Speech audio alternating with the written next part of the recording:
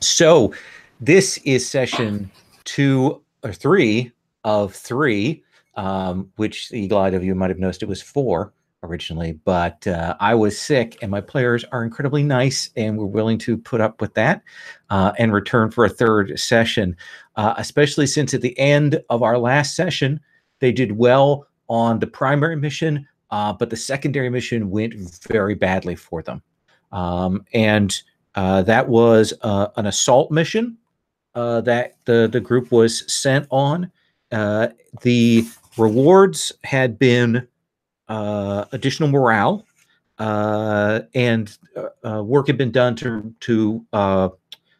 limit the penalties. So there was no penalty loss for actually failing the mission to the group, except that they lost 3 essentially of the raw recruits, which lowered their morale by 3.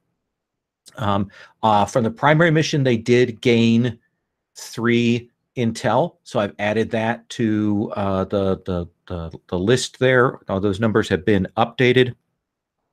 Now, if I'm recalling correctly, it was the 2 characters who were on that mission that went south were Bear, and then was it Verdant Shifting Forest or Red?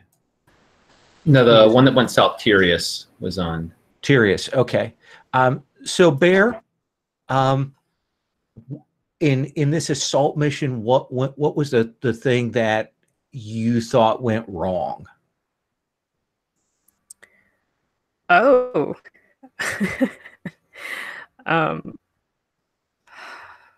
So let me frame it a little. So you were heading in. You were going to make a strike against some undead who were moving up. It was a chance to push them back and get a strategic advantage, and the Legion would have gained some morale from that because it would have given them some breathing room and so on.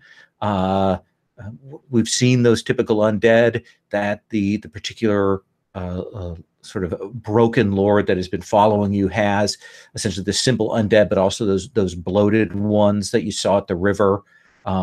He's also got those raven crow figures. So what happened? What went wrong?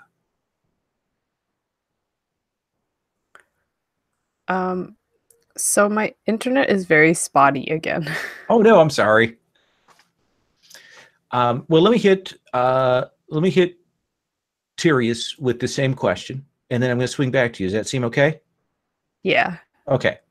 That sounds good. So Tyrius, from your perspective, what happened? What went wrong? Well, I think that we planned out our assault, and it was planned to be a sneak attack, and it turned out that the legions of the undead that we thought we were tracking were actually a diversionary. And as we seem to come across new forms of undead constantly, we had I'll call them shadow walkers, or at least that's what we referred to them as back at the camp. Mm-hmm. But they are able to jump from any shaded place to another shaded place within eyesight. And by doing that, we're able to cut us off and flank us. And we had already lost a rookie before we even realized what was happening. Okay. Did the rookies acquit themselves pretty well? I mean, you lost 3 out of the group that you took. Did they break, or did they stand valiantly, the remaining ones? I think when the first one got picked off, the others panicked immediately, and we desperately tried to keep them together. But I think Tyrius, at least, does not have the kind of manner to his attitude that befits a good leader. Mm-hmm. So his response was more a, look, it wasn't you that died, keep going. And the other recruits didn't take too well to that. Okay, yeah, Tyrius is not does not have the best bedside manner, as it were. There, so that seems reasonable. Bear, when all of this went wrong, when everything went terribly wrong, you are the bulwark. You are the shield, right? You're your character is about defending, right? Yeah. So how did you turn the tide or manage to save things from being a complete rout? So I missed a lot of what was said just before this because everything was garbled. Sure. Correct me if any of this doesn't align with what was said earlier. But basically, what happened from Bear's perspective is there, like whatever that messed up meant that there were too many. It was like a bottleneck situation where there were too many of the new recruits in the same place.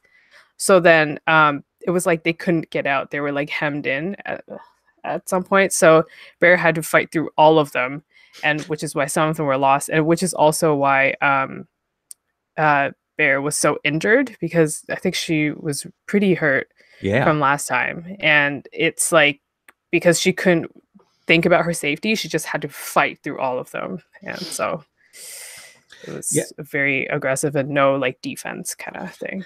I love the idea of you kind of throwing them back to get them to retreat, to push them out of your way there.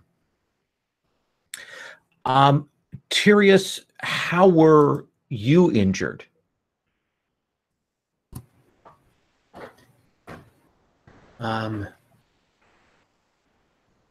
I think that I was attacked while trying to save one of the rookies. Okay. One that didn't seem at the moment to be injured too badly. And I think that I tried to just kind of help provide an extra set of legs. You know, they were injured enough, especially a leg, and I got under them and was trying to carry them along, but it slowed me down. Mm-hmm. And they got picked off, and I tried for a brief moment to fight off the undead before I realized that there's no saving them. And you and this unit retreated back, and the group made it back to camp, relatively intact with that loss of a 6, a kind of a counterpoint to the other group's success or reasonable success there. Let me ask then the two who were the sort of the lead characters on the other mission. Let me ask, is it Red and Nate? Red,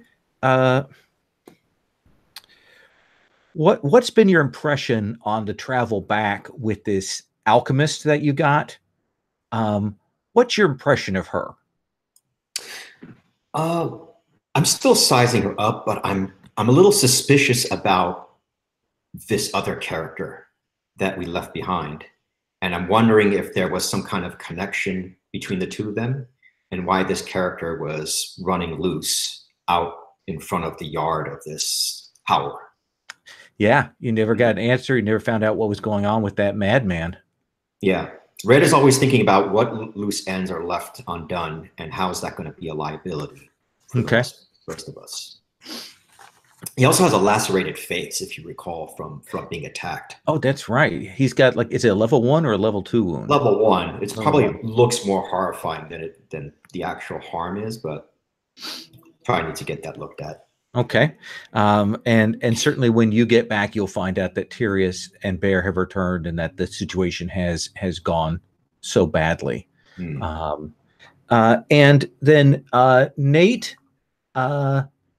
what do you think the reaction since you're an officer, what's the reaction among the command staff about what just happened, both your mission and the other mission?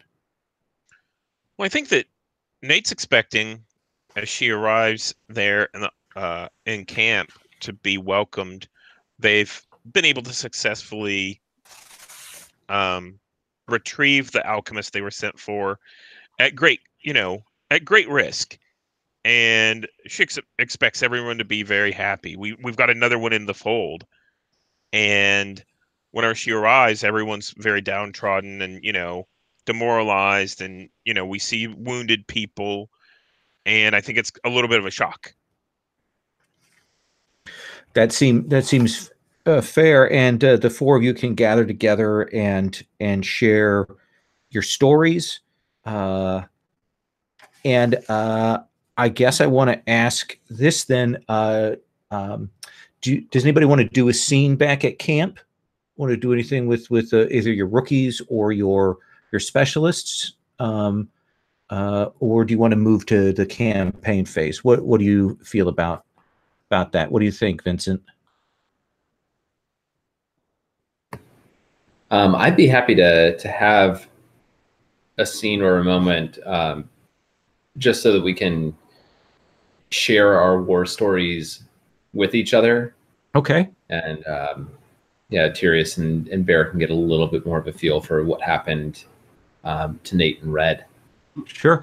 And we'll assume that the four of you can meet together. You have a place that you gather at. I'm going to ask you about that in a second. But you will see Alana, your chosen, kind of drifting among, still distant, but she's moving around and she's kind of assaying what's gone on.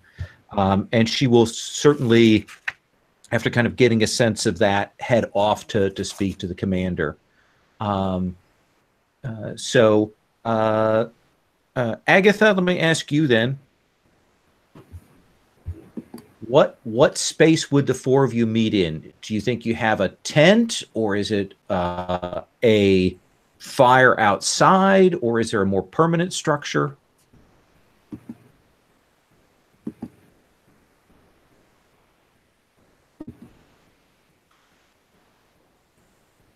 And of course, as soon as I ask her a question, as is the bane of online gaming. Agatha, you there? Oh, okay. Yeah, I'm trying to adjust my bandwidth so that it's the lowest possible. I hope I hope this is going through. Yeah, I think it's a fire. I think there's a campfire that we all gather around, and it's always in the same spot. No matter how we're camped, it's always at like one corner of wherever we set up. Absolutely. And when the camera kind of comes in on Bear, what do they see? Where's Bear wounded? Oh, at her side. Okay. And I think it like cuts across to her back as well, just because those are the parts that she can't protect. Mm-hmm. So when she's hemmed in from all sides. Yeah. So the four of you are there. I assume it's a little somber. Who breaks the silence? I'll break it. I say, things aren't looking that good, huh? I look over at Neen's singed hands, and I've got flaps of flesh kind of hanging off of my face that I'm kind of trying to mend on my own, but I'm not doing a good job. We lost people. There's that alchemist, and who was that fellow that was running around? Did anyone get his name? Do we know what? I don't feel like we did it as tight of a job as we normally do. Well, you all came back alive. Came back alive, but I feel like we let you down. When I say let you down, I'm looking at Nate. I say, it would have. I hope the alchemist's worth it. We definitely had issues whenever we split up and went, our different ways, trying to do too much all at once. I hope we learn our lesson from that. Yeah. 3 down, right? Yeah. Yeah. Yeah. I don't know. The face. Don't pick at it. Yeah, I'll have to see a medic about this. I want to check those hands out too, you know. You need to keep your grip tight. Well, I'll see what time I have, but that should clean up nicely if I can get a few minutes with it. Hey, you made it alive. That's what counts. Barely. I feel like I can hardly move. Hey, serious. Can you check my back? It's itching a little. Yeah. What was the nature of the wound that you got? Oh gosh, It's she's just- hurt.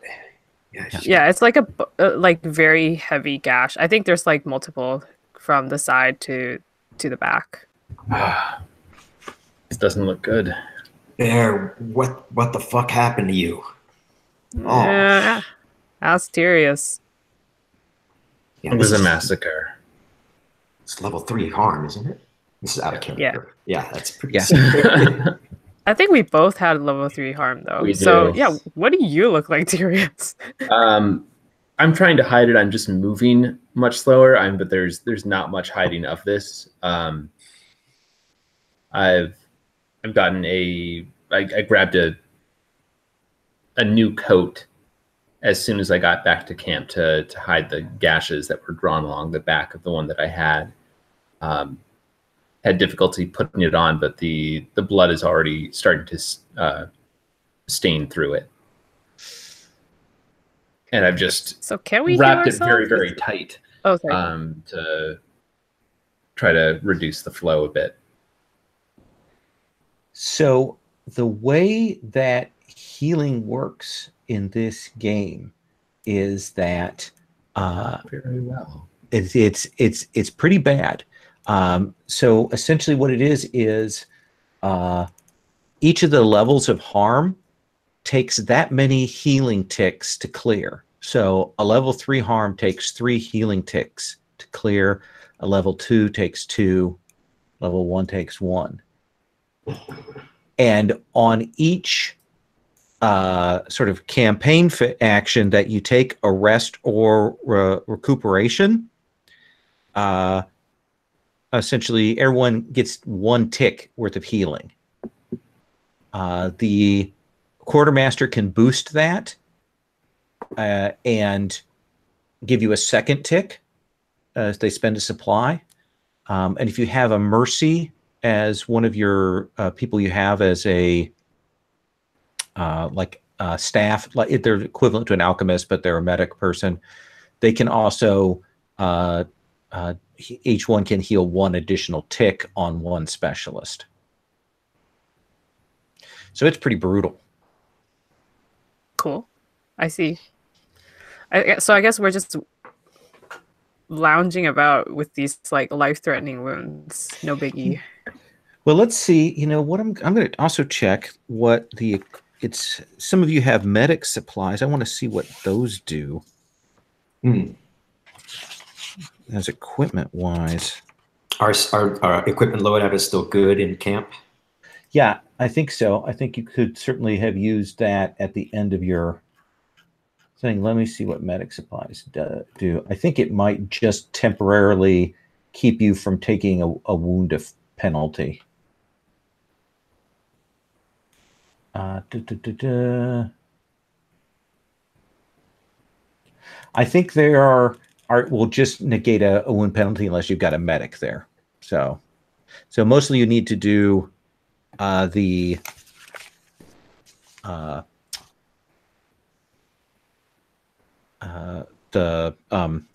rest action as one of the campaign actions. What is the medical ritual? That's a good question that Bear is asking. I think that Curious it's not very ritualistic. It's very formal. It comes from what passes for a scholarly society. So there's a lot of jargon to it and a lot of claims of hard science, even if there's really just as much art to it as there is for all the other clans. All right, that makes sense to me. Anything else you guys want to do here before we go to those campaign actions? I guess I'll add one other thing about the treatment. Treatment that is coming from the Alright people. It is always very painful treatment. Consistently. Like particular salves burn, or is it that you're using fire, or what? Yeah, there's a lot of cauterizing. Like amputations are one of my favorites. Yep. And also just like the salves tend to sting. So there's a lot of like cleansing with alcohol. He's very insistent on cleaning with like very, very strong rubbing alcohol, which stings very harshly. He doesn't use an anesthetic when he sews. Yeah, it's a no pain, no recovery. I like the idea of that. So let's roll forward essentially to that sort of downtime, and let me talk to our quartermaster here, because they're the ones that are going to make that sort of big decision about what you want to do here. So with the quartermaster, we didn't gain any additional supply, I believe. Now, did somebody have a talent that generated supply when they were on a mission? Was that? I thought somebody had taken that. I have something about that. Yeah, let's check and make sure we're not shorting you guys. Where is it? Probably under heritage. Maybe. Yeah, I don't see it. I may be mistaken about it. I thought I had something, but now I don't see it here. Yeah, maybe skip it for now. I'll let you know if I find something. Okay. So does anyone have the noble trait? That's what it seems like it would be. They're from the Orite family. Okay. All right. So we're going to come to you. You have 2 supply right now, quartermaster. Right. What campaign action do you want to take? So, if I'm not mistaken, one campaign action happens during the campaign process without spending a supply. That is correct. And to get any additional, you have to then spend supply. That is right. Okay, good. So I think that my actions are, I think obviously we have to have rest and recuperation. Okay. Which allows us to mark a tick and a wound in any row. Yep. What is a boost? So if you spend a supply on that action, people will get to mark 2. A second healing. A second healing. Yeah. So I think we should send a supply. And I'll tell you what, because you got those out, that alchemist you recruited, and you took a couple more alchemists as things, I will sort of say, because of that asset gain, I will let you use them to essentially make up some unguents and get another tick. Ah, okay. How generous is that? Lowell, I found that ability. What is it? I don't know if it applies here. It's a scrounge. Okay. And its rating determines its uses per mission. While on a mission, you may spend scrounge uses to find safe and secure shelter, one load worth of supplies for everyone in your squad. Yeah, I don't think it applies. I don't think it's supply for this meta scale. So it's just for the mission. Yeah. All right. So do you want to spend that to boost then? Yeah, I think so. Okay.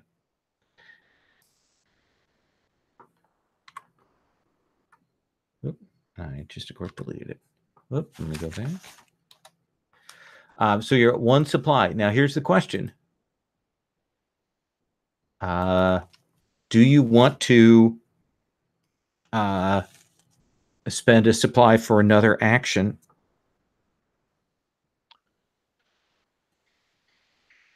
There's something about I need to talk to the commander and the marshal to make the. You appraise them of what the morale is at, which morale is at 6 right now. Okay. So I think rest and recuperation is probably fine. What happens if you get stressed out? You become traumatized? Is Yep. that right? Yep.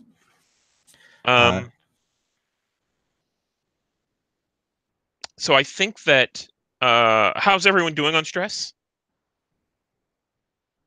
I think I have 3. I have 4. Okay.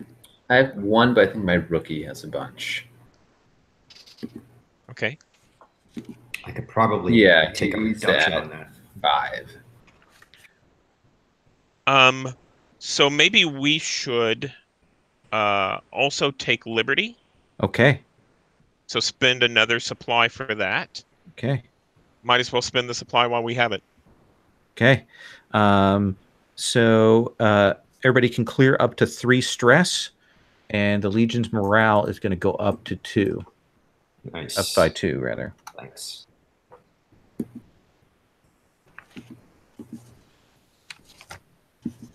And I think the way that actually looks, spending it, we have supply carts and stuff like that. And I think this is, we make space on the carts as the group is moving for those who are wounded.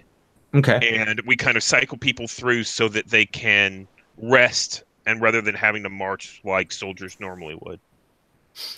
That makes sense to me.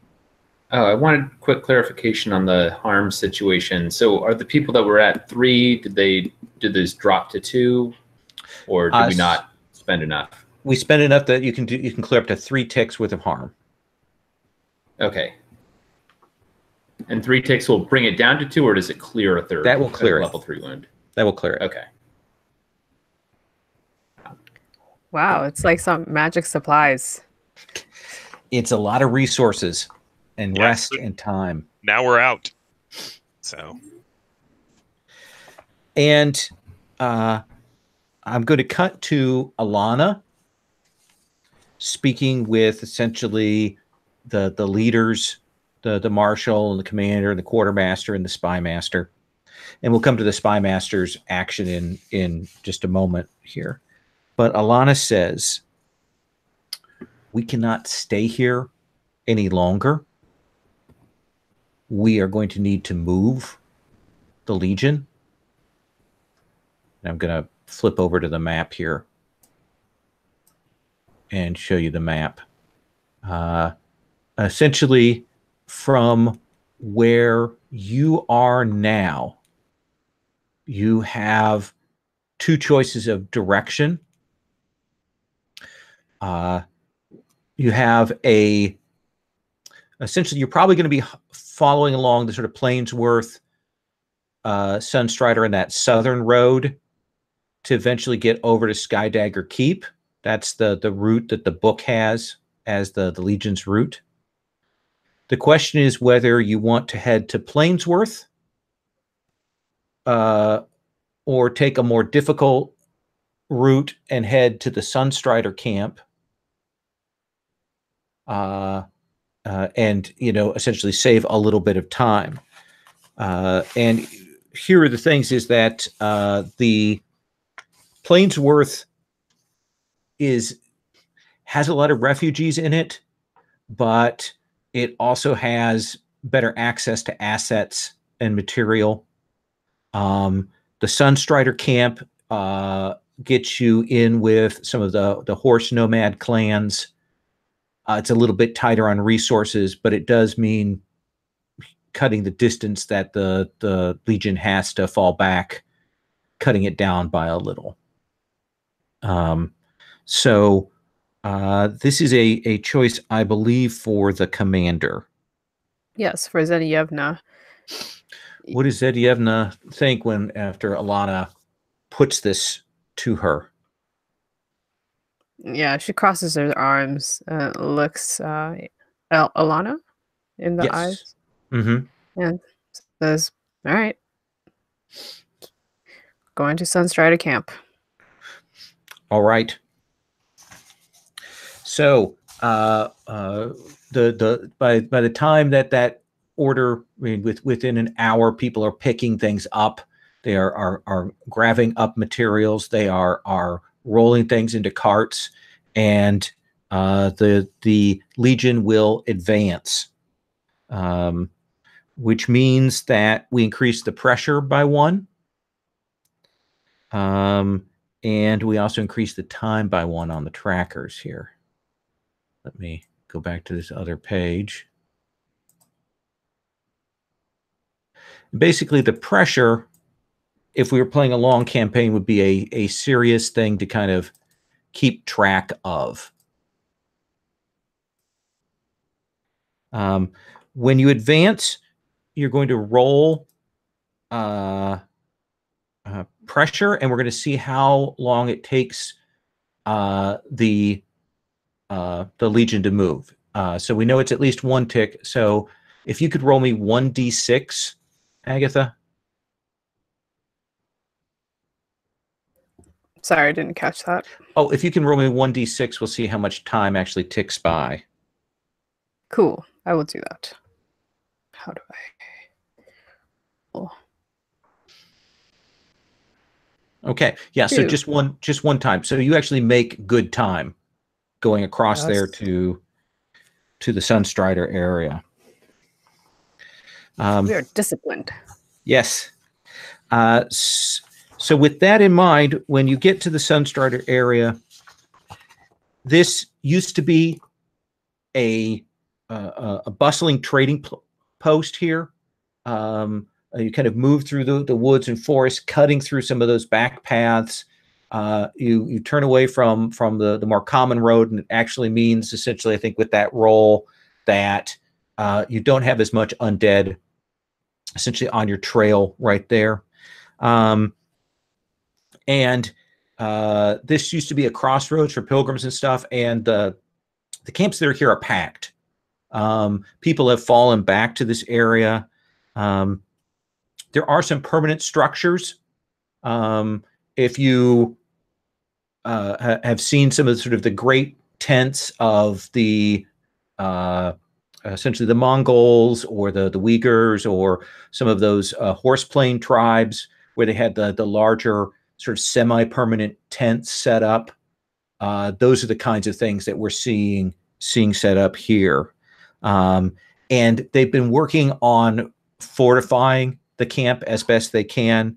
And you will see they have a lot of the riders here in the cavalry. The particular tribesmen here have a breed known as the Firemanes that they lead here.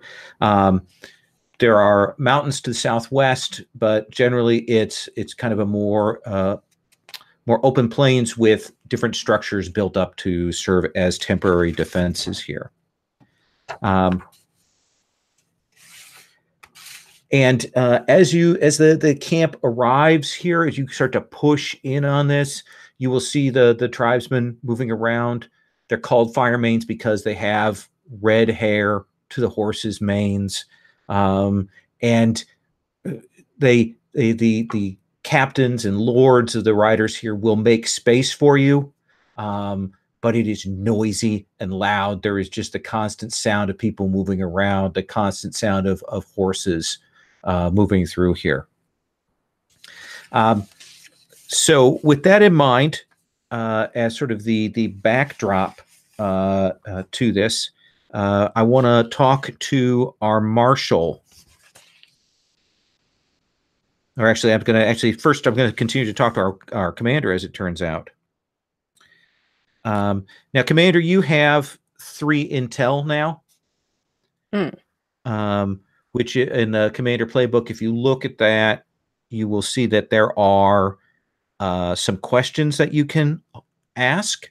If you hang on to intel, you can also spend intel to add to your engagement roll on a particular mission, or to get yourself a special mission in a particular location.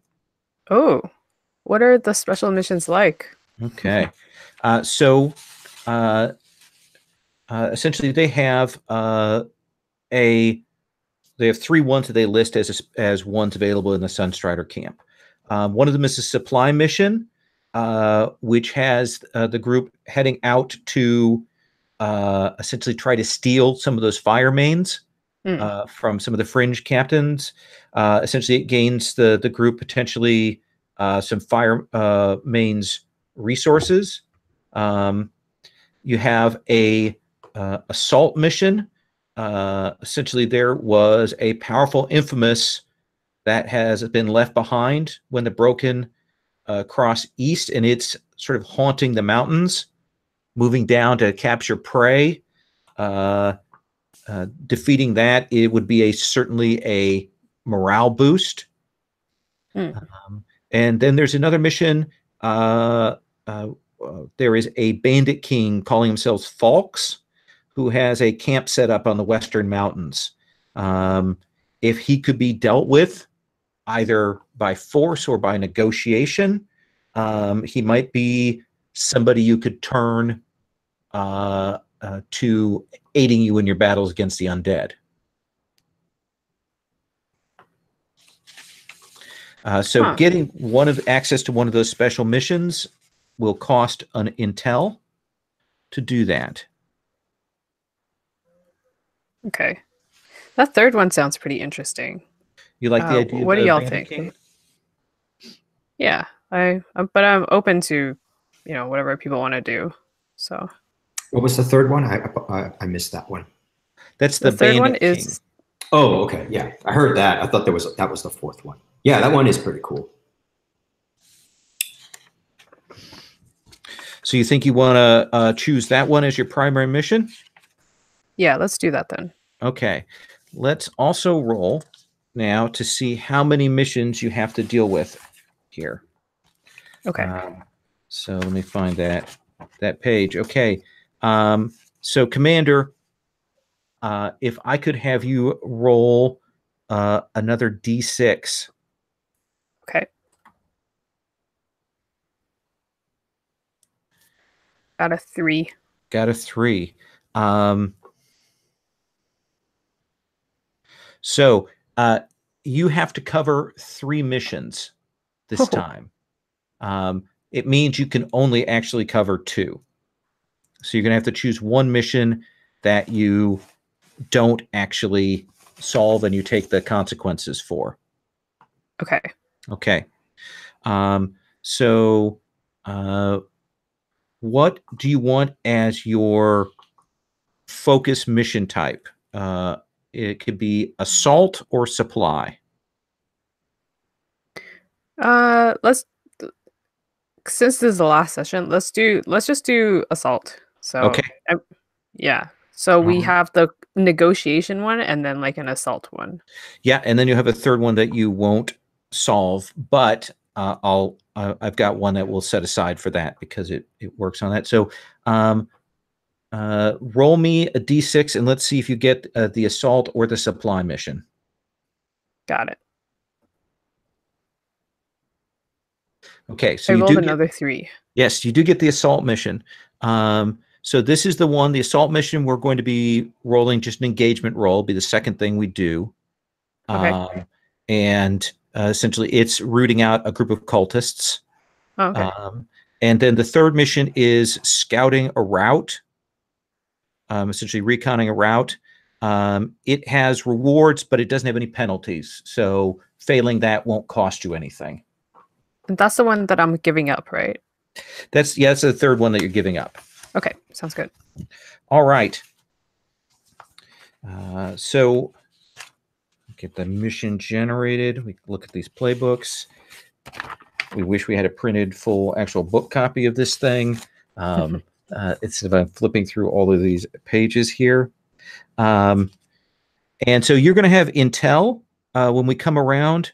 You're going to have 2 intel left because you spent 1. And you can do that to add dice to the engagement roll. And you could do like 1 to the first engagement and 1 to the second, however you want to do that.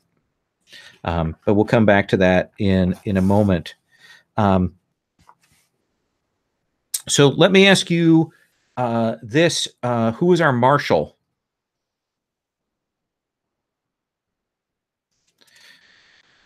Okay. Marshall, I believe that you get to decide who is going on which missions.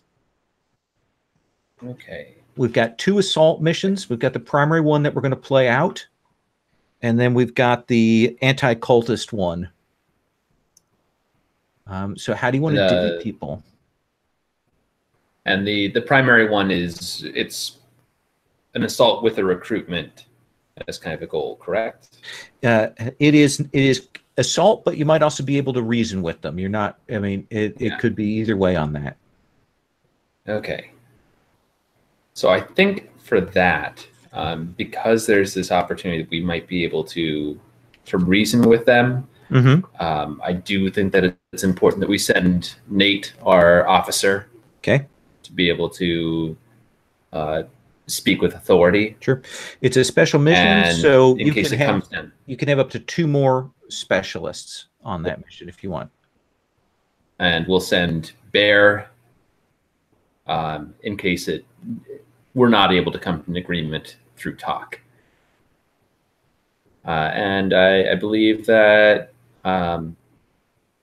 since this definitely could go south, Tyrius is sent along as well to try to clean up afterwards. Okay. Are you good with that, Red? You'll be handling the leadership on the secondary mission then. Yeah, sure. Okay. Is the spy master involved in any of the setup stuff here? Yeah, we're about to. We'll I thank you for reminding me. I'm going to move to that now. Let's see what you can do. So we look at the spy master. Your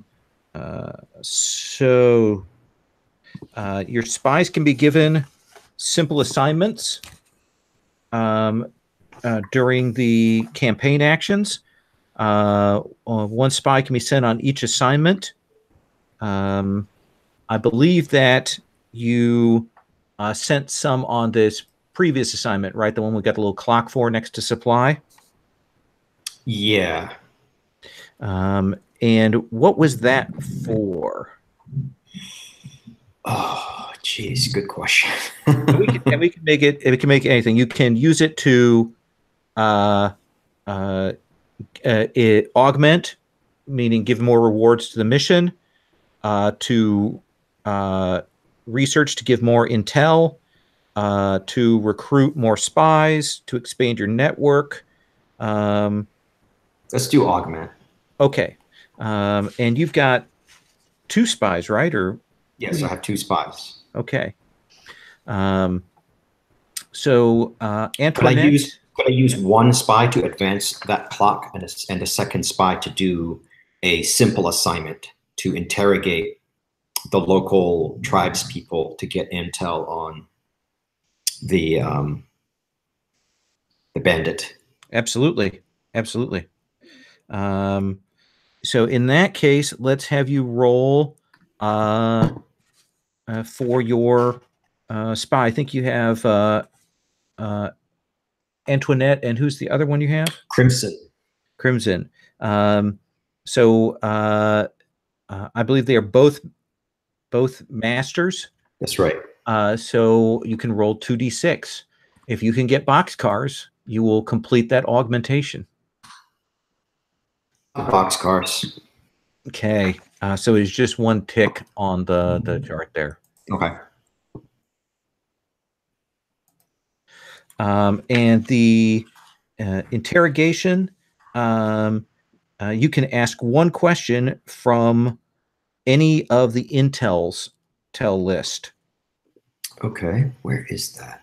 That is, if you look in the BOB beta, actually under the commanders stuff there. Okay, I see that. Commander. Time and pressure. Oh, I see. Intel. Okay. Yeah. And essentially you get to ask any question you want. Out of the 3+ intel? Yes.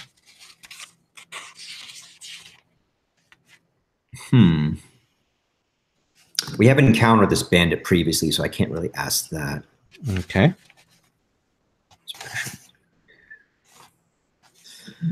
You guys want any special missions or no? Maybe we just skip that one. Yeah, you're already on a special mission for this one. Yeah. In the interest of saving time, I'll go ahead and ask this one. What challenges or problems are inherent in a specific location ahead? So you said these are in the foothills. Is that right? Yes. So he's got a camp up in the Western Mountains. He kind of sits on access way, both the sort of western and eastern route there. The challenge is that he's kind of tough to fight because he's got an entrenched position and he is a bandit, but the rewards are really nice if you can take him out of there and get him to not prey on those refugees. On the other hand, if you can talk him down and negotiate, maybe won't be as effective because he's still a bandit. But at least you will have some relaxation of the pressure that's on you. His primary threat right now is that he is a bandit and he's going to hit anything that moves. Does that make sense? Does it seem like a fair answer? Yeah. So it sounds like we need to present ourselves in such a way that he doesn't see us as a threat in order to get to a negotiating position. That does seem fair, like a fair assessment of that. So that's the spy master's work there. The marshal has assigned their people, and who's the rookie that is going as the fourth seat? What's their name? That's Gray Shifting Wave. Okay. So Marshall, who is going to be in charge of that mission? The officer is going to be in charge. So Nate is in charge. Okay. All right. So we're going to look at the engagement roll for this. Everybody can reset. By the way, you can reset your loadout and reset your equipment. So the quartermaster Thrasso is going to send Blackshot. Okay. Since we have 2 alchemists, they should be able to replenish our supply. And I have 2 Blackshot left. And if I'm not mistaken, we have 2 assault missions. Yeah. Do you want to assign Blackshot to the other assault mission too? Yeah, do that. Okay. That'll give a bonus to the engagement roll. Yeah. So, Commander, what we're going to do is I'm going to ask you about assigning intel. After we kind of do the engagement roll, you can spend intel to give a die bonus. You can also save it to put it into the next group. And you'll be able to ask the intel questions as well. Okay. Okay. So here's the thing. Let's look at the engagement roll for this primary mission. Is everyone on the mission oath sworn to the Legion? I believe that's the case, right? Commander, are you going to spend an intel to give yourself foresight and info?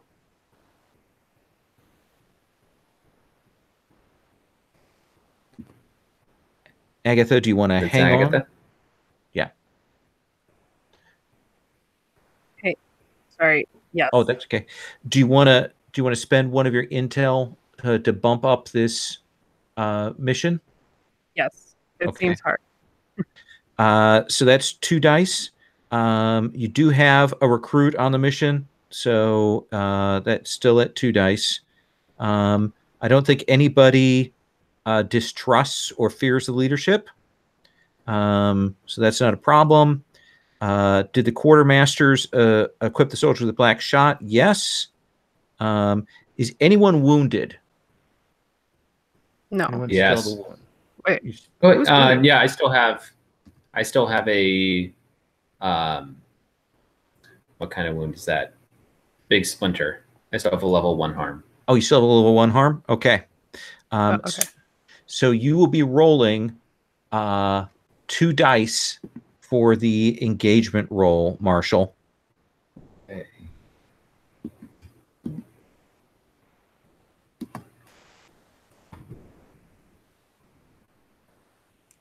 Ooh, that's not a good number. All right. Bad number.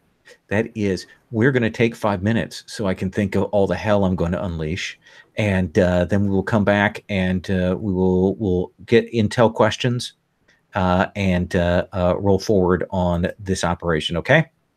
I'm going to roll 1 more d6 to see what would have happened had I not sent the medic who had a wound. Oh, I would have gotten a 6. That would have been nice.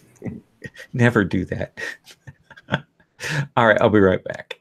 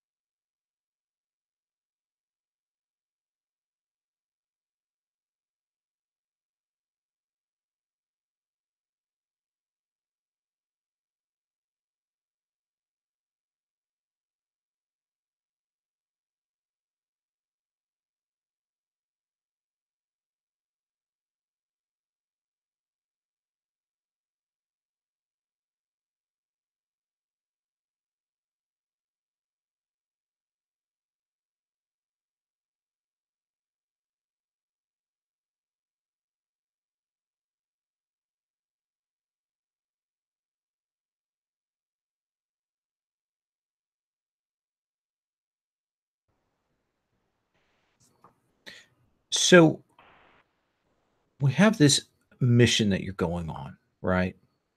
That we know that there's this bandit. We know that they've got an encampment. We know that you're suspecting it could be a fight, but it could also be a possibility of convincing this bandit to do this. And you've headed off. You're kind of in this new area, heading up towards those western mountains, and climbing up into there. And as you are making your way up, and Falks, the Bandit King, obviously doesn't make this journey particularly easy for anyone coming up here. You don't know this territory that well. It's not an area that you're familiar with. But as you are kind of up on some of these passes, there is the turning of the wind. And you figure maybe halfway up the hills towards where you think Falks's camp is when this snow blows in. When it comes in fast, like the wind turns and the cold snaps, and it comes down off of the hills, and it gets cold right away. So let me start with our officer, because suddenly you're in a desperate position.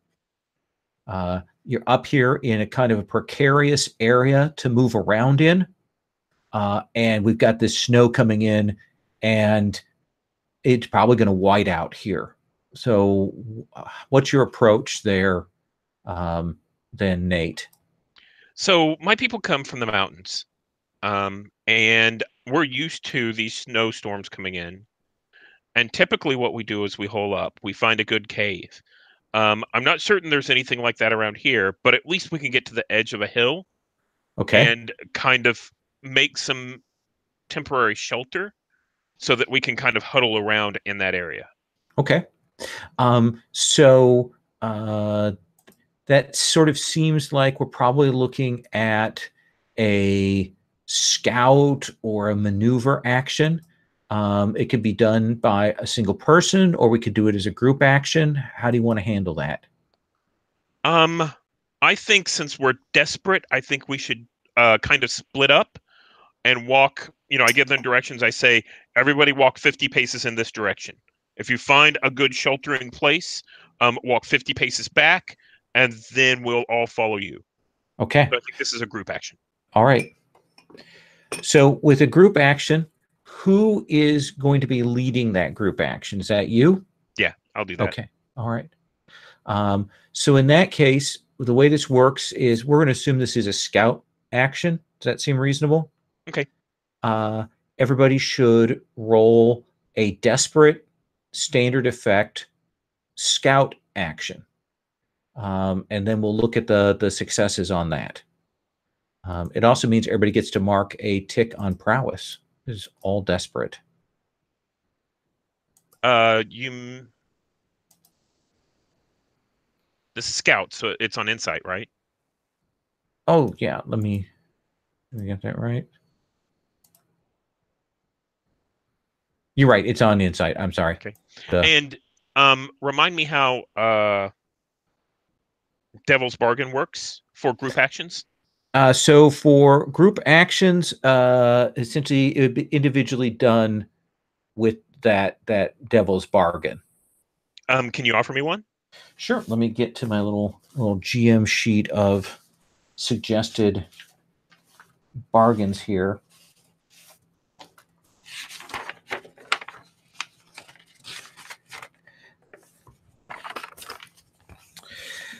So I'll give you an extra die, but I think you're going to lose your shot essentially, as this freezes, you'll lose the black shot for your officer. I don't think I'll take that. So I don't have any ticks in scout, so I think it's roll 2 and take the least. Yes, it is. Okay. Yes. Lowell, did we choose our loadouts? You can do that now if you want. Okay. Okay.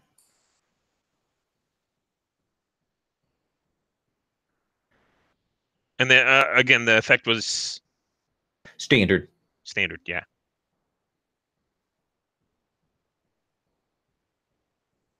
Haha. Wow. Okay. So I thought I was going to be able to crush you under my boot. And then Stephen gets boxcars. Now that is not a critical, right? Because that is roll 2, take the lowest. Yes, it is. You are still in awesome shape, though. You are going to take 2 stress. Okay. Because the 2 less than 4 rolls there, so you take 2 stress. So what is it? What is it you find? What kind of cover are you able to get to, you think? Yeah, so basically I send everyone out in separate directions, and I save the worst direction for myself because I'm used to walking into the wind and weathering this kind of element. And as I reach my 50th pace, and I know it's time to turn back, I see just beyond me kind of a shadow. So I go further, and I see right out there is a hill, and the side of it's actually been washed away by some great flood. And in this hill, there's kind of an overhang where we could shelter. So I turn around and rush back. Okay. So you four, the plus the rest of the sort of rookies, the recruits that are with you, can bundle on into this cave before the snow gets too bad, before it becomes a whiteout or a horror, and so you'll be able to get into that area and protect yourselves. And everybody mark that XP. And it keeps snowing. It snows and snows. So what do you think how do you want to approach this? I mean, who knows about these kinds of things, and how do you want to deal with this situation? If it keeps snowing for a couple of days,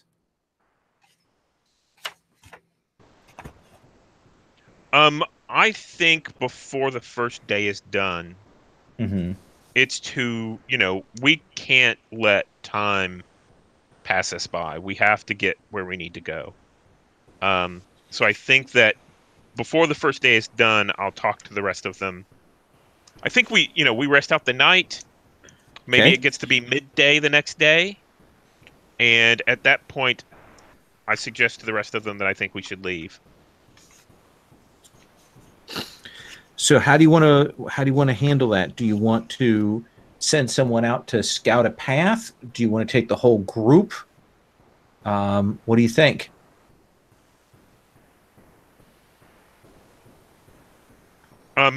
This is not my area of expertise, and I'm taking advice. I'm wondering if we daisy chain and use rope to connect each of us. We're still on a fairly steep slope. That will prevent anybody that may slip and fall from just going right off the edge. And if whiteout conditions are persisting, we'll at least all be kept together. That seems reasonable. I think that someone could make an argument for either kind of doing a maneuver action to kind of handle that, or even a rig action to get the rope and guide ropes together. Yeah, I feel like it's either a group maneuver or an individual tinker or rig. Does anyone have a good rig? That silence one. speaks volumes. Well, I've got an idea. I'm a rookie. I look up to Nate, Commander Nate, and I have naive hope is one of my items that I could take. Okay. Could I turn naive hope into believing firmly in his resolve that we should be able to get out of this? Just get out of this today, plunge ahead, and believing in his commander that is the right thing to do, and going for it. Sure. You can use that as essentially it's an item for effect. You can either increase the potency of an action, or make it less problematic, like move it from desperate down to risky. I'd like to do the second. Okay.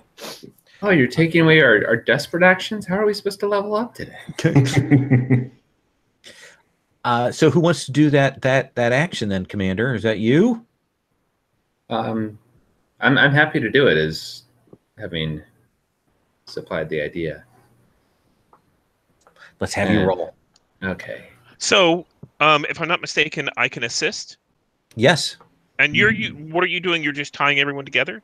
Yeah, I'm tying everyone together and kind of establishing sort of a Marco Polo sort of call and response, so that we're all able to move as a unit. Okay. I think what I'm going to do is I'm going to take I'm going to direct everyone to take our shin guards off and use them kind of like snowshoes so that we don't, sink into the snow too much. Okay.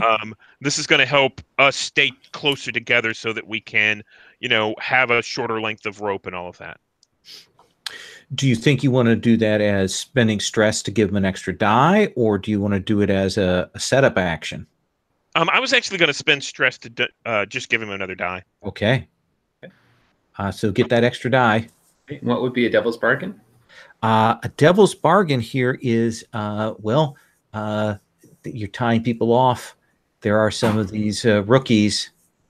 They don't know the snow. You might lose one as they slip, and you have to cut them loose. Might. I mean, I feel like that might happen anyway. But so just take the devil's bargain. It'll definitely happen, but you'll get that extra die. I don't want to kill off a rookie before I have to. Are you sure? I'll turn it down. Your tears are delicious. Oh, I feel so bad for all the rookies we've already lost. Is this still a desperate, or is it a controlled? Because risky. of that position, it'll go to a risky rather than a desperate. Okay, so risky standard effect. It's risky standard effect. Yep, and one bonus die. Oh, I'm going to lose a rookie anyway. All What'll right. have to? Yes, so you can tell yourself that you made the right choice there. So let's consider what happens here.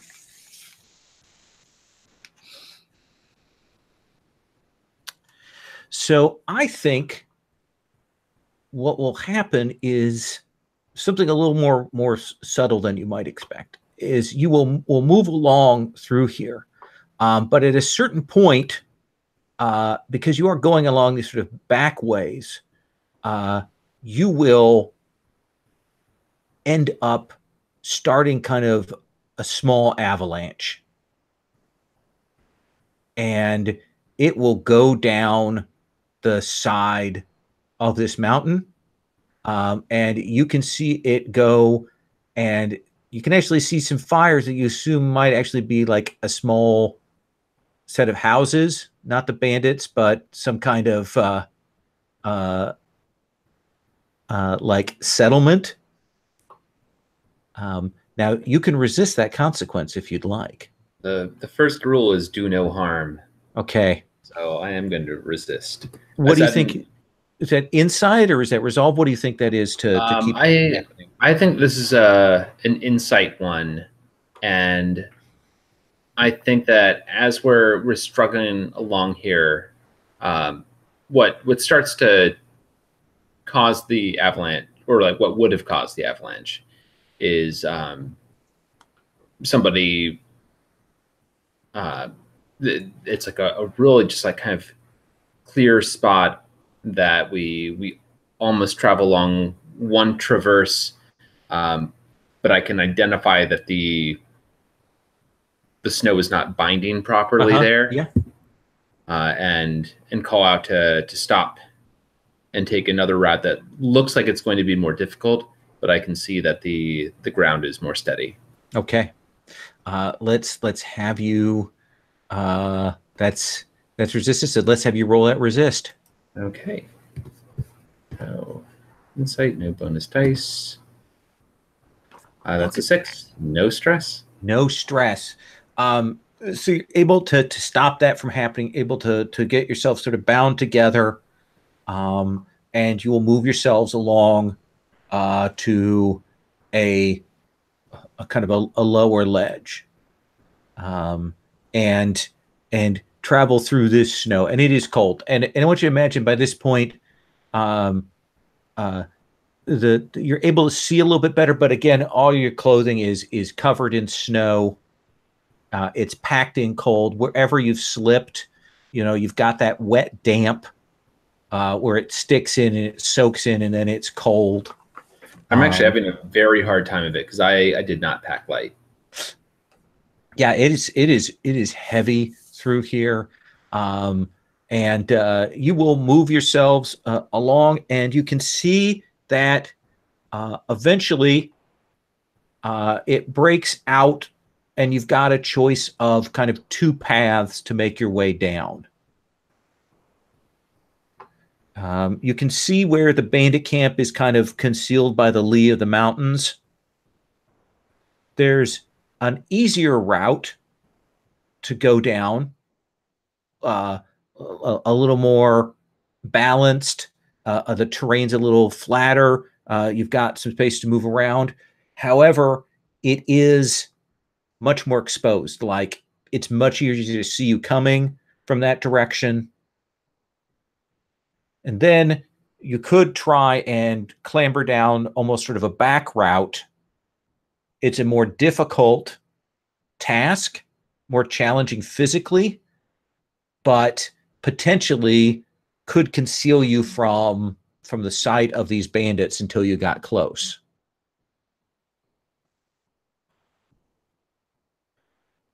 What do you think? What is Bear feeling now in this cold? Is Bear used to the cold? No, it's she's freezing, and she's having a tough time. She also packed heavy.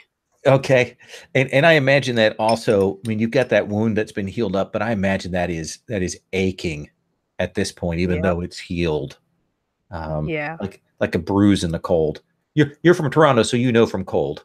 So. Whereas I believe that Stephen is less acquainted with the deathly cold. Well, Toronto's actually not that cold, but I'll take it. Well, it's cold where I am, so you guys are lucky then. Anyway, so we're off the Great Lakes, so we get the wind chill and the lake effect snow that will drop a couple of feet on us if we're not paying attention. So what do you think? Do you feel like being more obvious or being more cautious?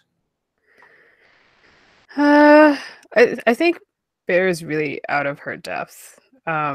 Just like this cold it's just not something that she's used to. And then also like she was told that this is a mission where people are going to be talking, and then she's like, okay, all right, talk, I guess. So, and then there's a lot of there's just like a lot of warnings about being cautious and not, don't barrel in like you always do. So yeah, I think she's sulking a little bit, and but she's following what she's told. That seems fair. So let's turn to our officer. So let me reiterate what I remember from the mission. The mission is to negotiate with the Bandit King? So we've got this bandit king Falks. Yes. And he's got the camp that you see there. You can see that he has pretty good access from here to the western and eastern roads. And he hits everybody. And this is a pass-through point. He's got control of the area and he's got men behind him. If you can take him out, that will relieve a lot of pressure. If you can negotiate with him, you will relieve some pressure and you might even get some assistance. Okay. So I think that either way, we shouldn't really try to sneak up on him. So I think we should take the easier route, especially for those who aren't used to traveling in this kind of snow. So it should be obvious. Okay. So you march down that route then, right? Okay. So you will move down that hillside. Essentially, there's some cut slopes here. You guess that you may be hitting some of these bandit routes, like areas that they've cleared out for people to travel on as they make their way up into the hills. And they do have guardsmen out outside their encampment, and some of them will see you approaching, and they will kind of shout back, and they will assemble out here in the snow because they don't know who you are. You're coming down one of their routes.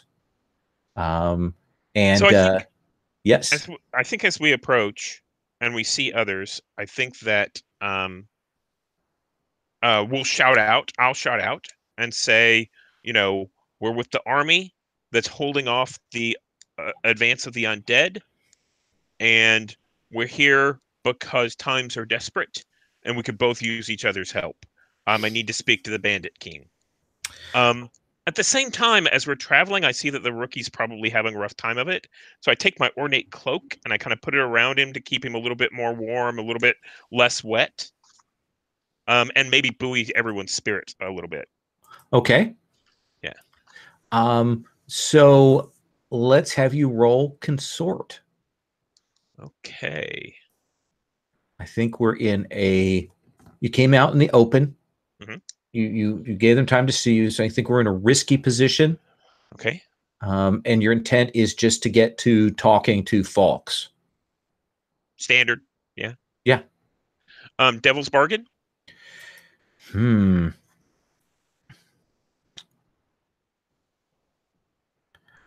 I think that the devil's bargain here is that we still do have a good deal of suspicion about you, and that I'm going to start a sort of, how do I put this, like an offended clock. Okay. Does that sound fair? Yeah, like that. I'd actually like to assist as well. Okay. And I think the way that I do, I think that I note a wound on the person that Nate is addressing, and I'm able to just make the point that I'm well equipped with medical supplies and know what I'm doing. And if this band of bandits has been wounded, it's difficult to get that kind of expert attention out here in the wilds. All right. I like that. So that's 2 extra dice you get for this roll. Okay.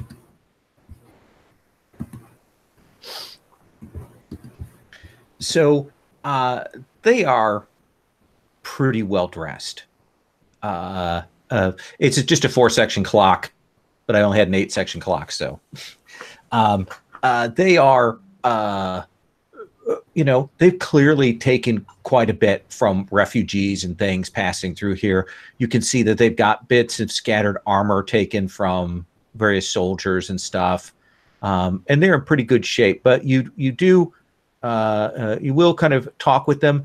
This lieutenant, this woman, she's kind of darker skinned, She's got some scars on her face, and you can see that she's got her hand wrapped. And that's what you're able to kind of get up and treat there, Tyrius. And she nods, and she will say, "You can come in, but I need you to give your weapons to these men here before you come into our household."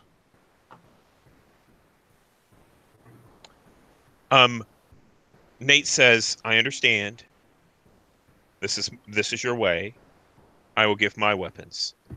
I cannot ask my men to give up theirs. As you can see, our medic is here to help, not hurt.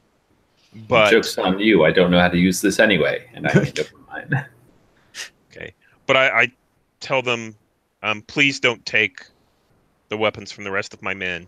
Then they can stay out here in the cold.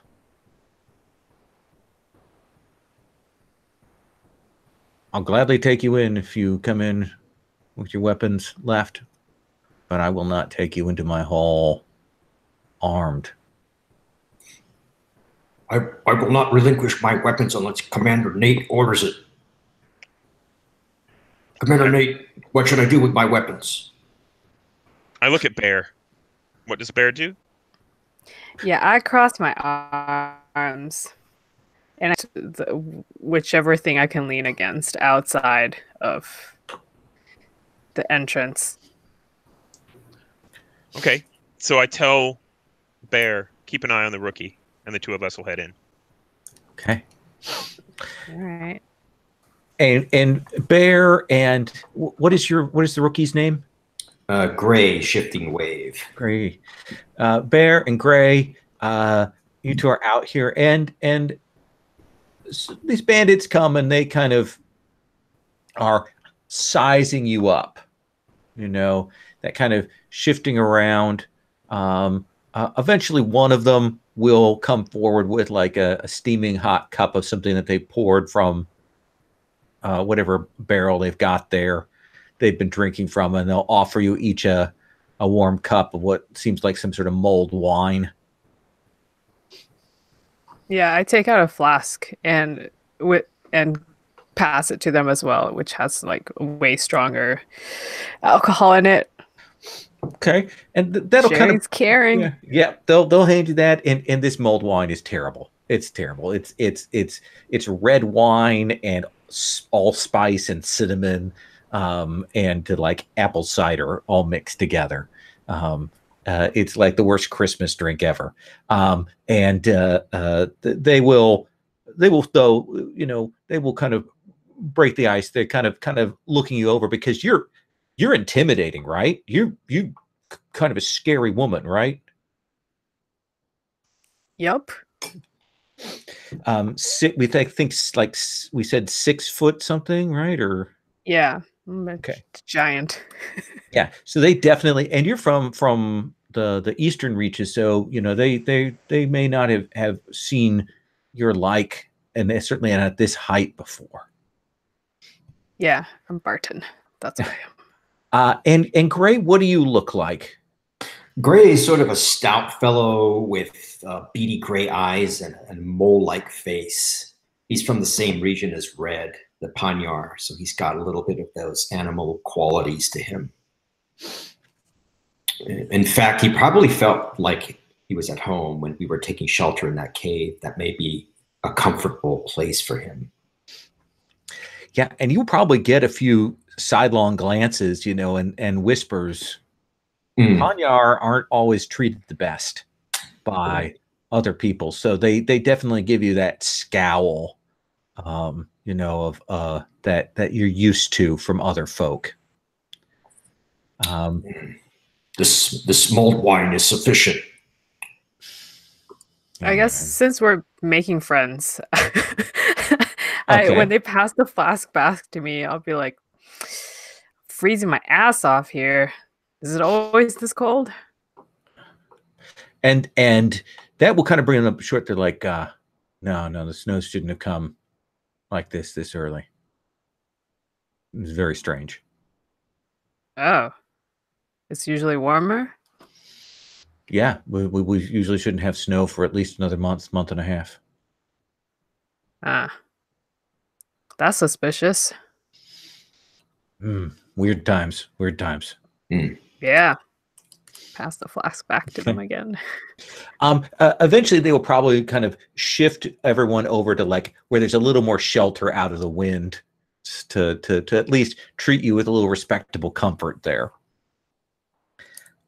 We will cut inside to the kind of, this clearly used to be someone's hunting lodge, maybe 30, 40 years ago, fell into disrepair, and these bandits have found it, reclaimed it. It has this kind of the nice, walk up logs and things like that for the stairs and stuff, but ill-tended. They've covered things rather than patching stuff. They've covered things with tapestries and stolen goods and stuff like that. And they don't exactly have a throne, but they have a really big chair. And you will see Fawkes is there seated. So someone has clearly come back to tell him that someone has arrived, and he's kind of gathered himself together. There are others there. You will see as you approach that he's kind of smiling, but smiling with just half of his face. Tirius, you can see that he's either taken a wound or had some kind of stroke or something, that the one half of his face is paralyzed. Like it does not move at all when you're talking to him. But despite that, he is leaning back and he's like, so the Honored Legion, right? Maybe not so honored anymore. We have been routed. The undead comes forward and will overtake this area soon.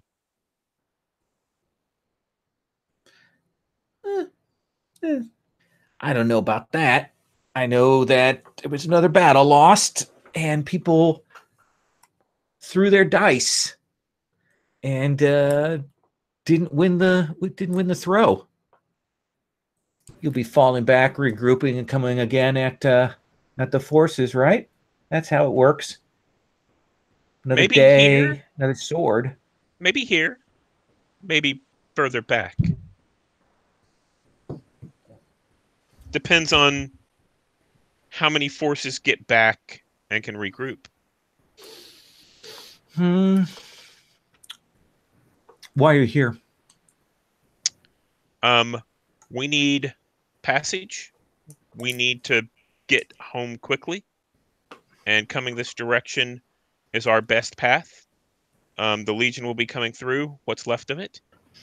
And we will be holding off the hordes of the undead as long as we can.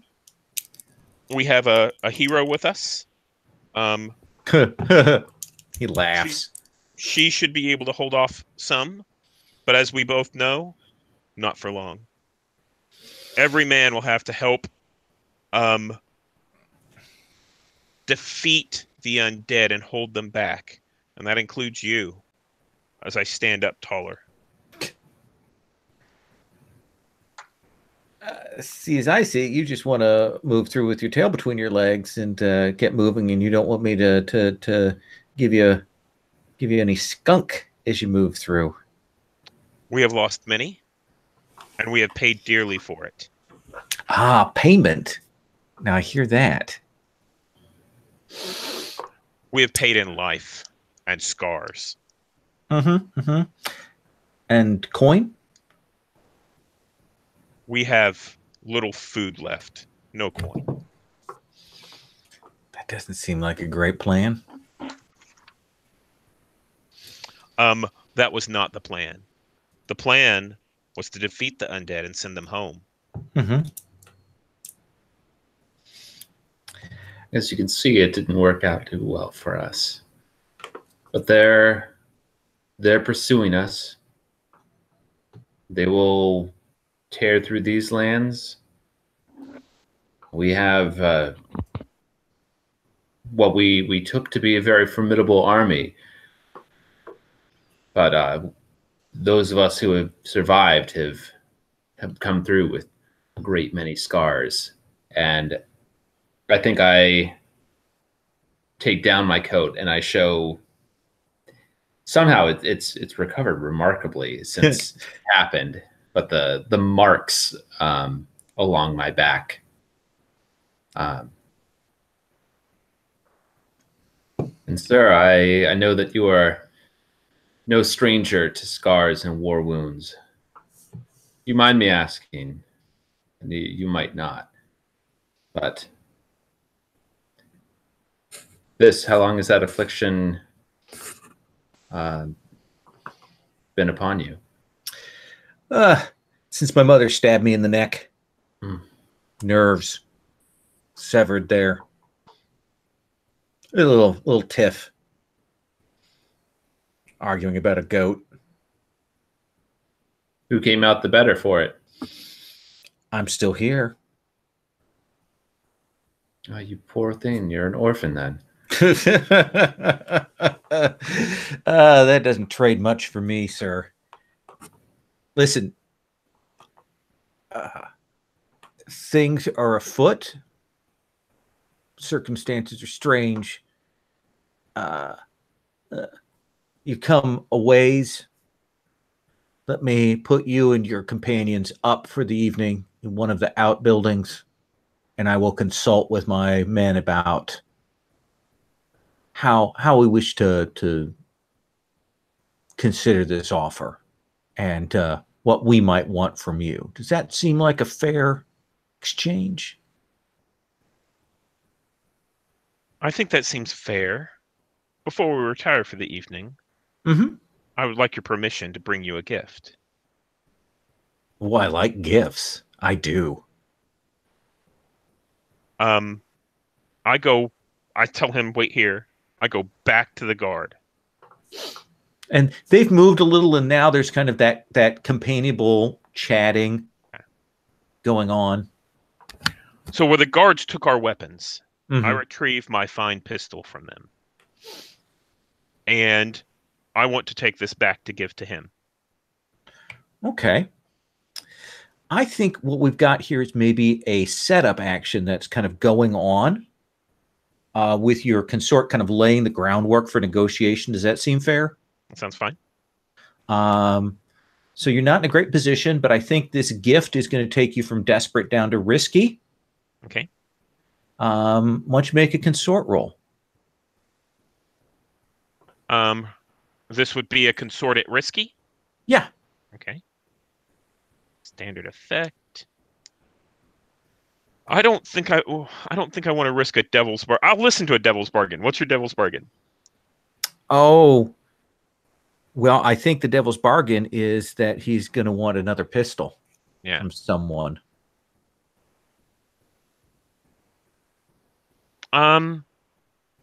Or other kind of weapon like that. Another fine object. Okay. So I'll take that. Okay. Because I have an idea. Let's see what happens. Okay. So where do you get what is the thing that you give him? What's the extra thing? I go back from the rookie and get my fine cloak, ornate cloak from him. So whenever I come back, I fold up the cloak in a little package and set the pistol on top of it, presenting it to him. Thank you.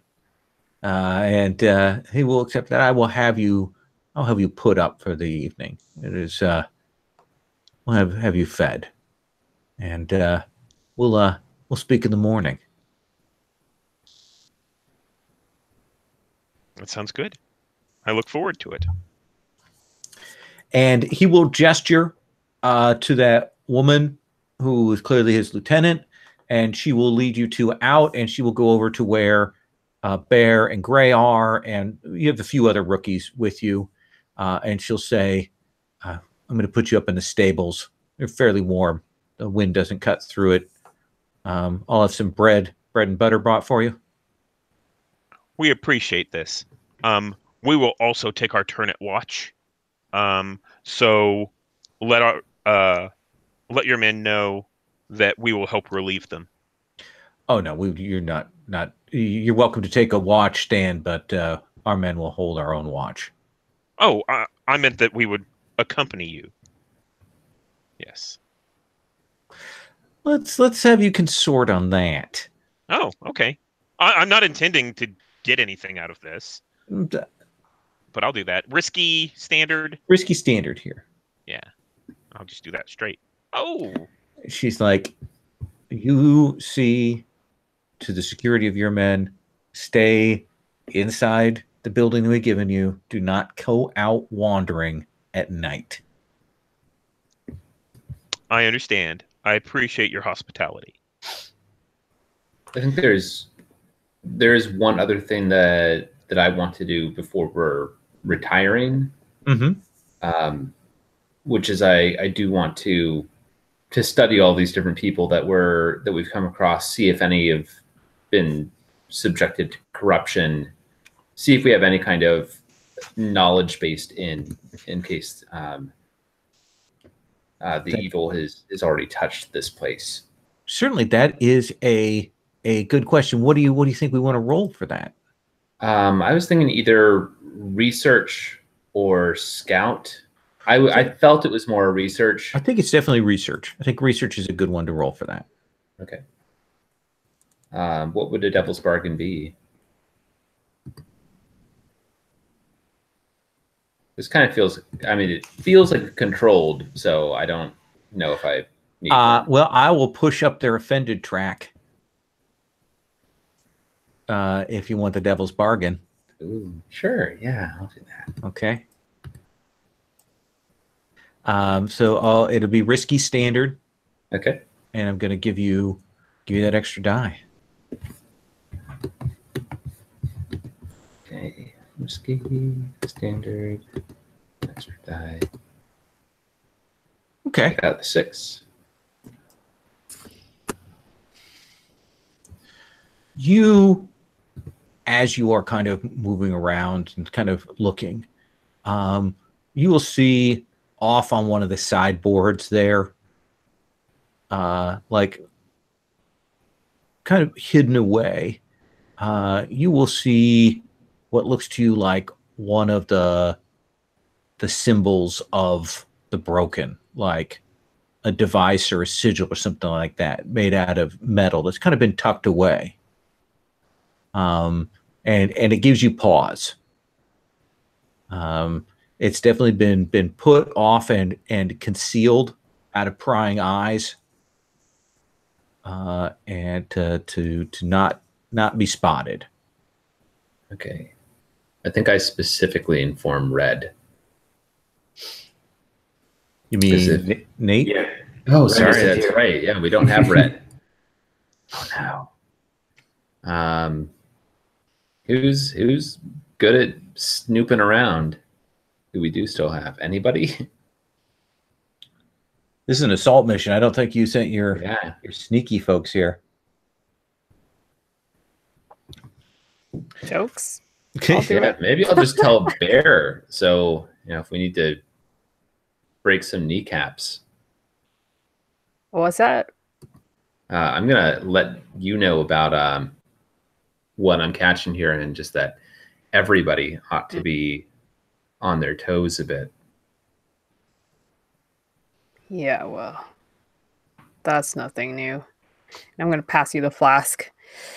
So consorting is like trying to find out info, right? Or Yeah, you can chat someone up with that. Yeah. Do you want to talk to this lieutenant, or do you want to talk to these general soldiers that are here? What do you want to try and do? Yeah. So yeah, I would like to do that. I would like to chat. Maybe not. I'm not going to chat with this lieutenant because lieutenants are a pain in the ass. So I want to chat with some normies. Okay. Sure. I think We've got 1 die for consort, risky, standard effect. All right, and I'll take stress to add a die. There you go. Yep. Okay. Consort. Risky, standard,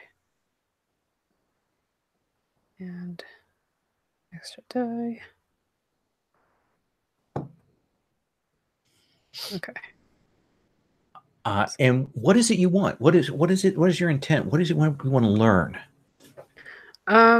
Well, since Tyrius told me that there's some like hidden stuff going on that might have to do with the like corruption and stuff like that, or I didn't quite understand it when he said it. It's just he said things are suspicious, something about hidden things. So I'm just like, I think I'm trying to get at least someone drunk and then to be like, yeah, so like you got to keep keeping the secret, eh? Secrets are hard to keep. And then just find out like what did they know about it? And these are the couple people that are like assigned to maybe kind of watch the building that you're in, and one of them is one you've already passed some drinks along with, and she's chatting with you, and she's gotten maybe a little more drunk because this liquor that you have is much stronger than anything she's had in a while. And she says, yeah, you should leave the Legion. You should join us. Yeah, because the Legion's the losing side in this. It's true. I am pretty beat up. Absolutely. But what you got to offer?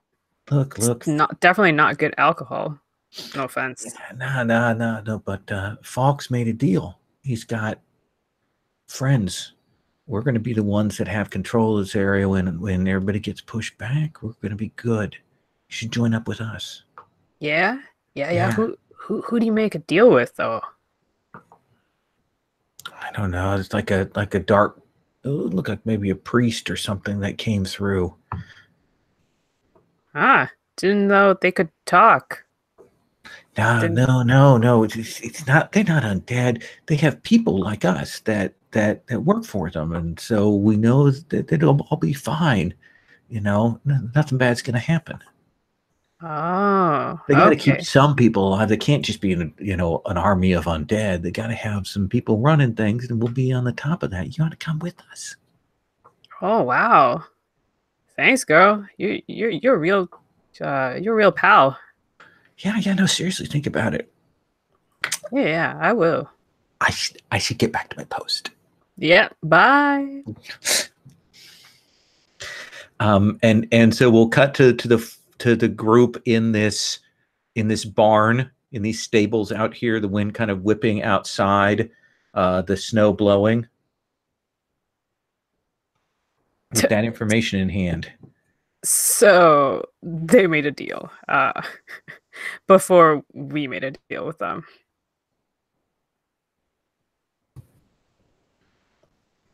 Commander Nate.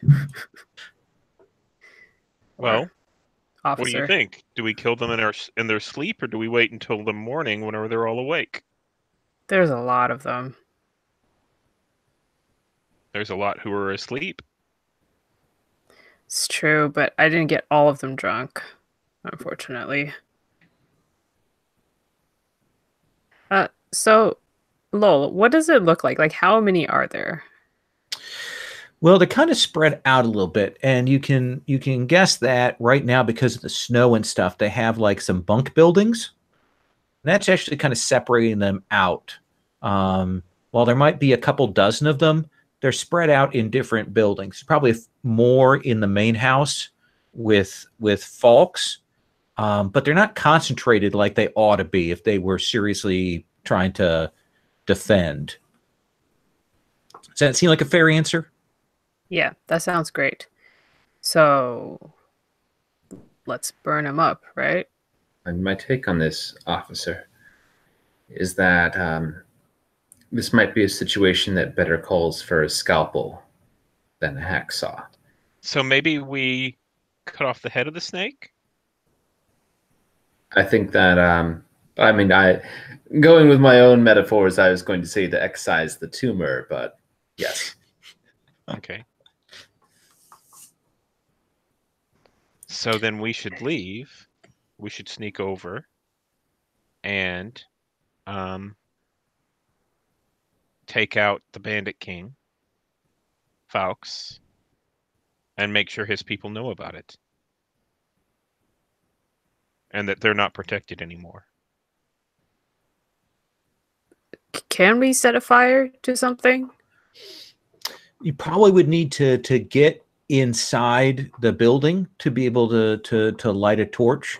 It is to get it and get it out of the wind, but the building has not been kept up particularly well, so it might actually go up if you got inside and were able to do that. BT dubs, I have a fine wrecking kit. We could even start a fire on a separate building to draw attention away from our intended target. Mm-hmm. What is the interior of these buildings? I'm guessing it's wood. Yeah, everything here is wood and probably some daub fill in between. It's like an old style hunting cabins, kind of hunting lodge. Commander Nate, I have a plan for our escape. I'm very handy, as you know. Sure, you've checked my records. I could build some sleds for us to go down this mountainside once our mission is complete. That's a very good idea, Gray. I appreciate your enthusiasm and optimism.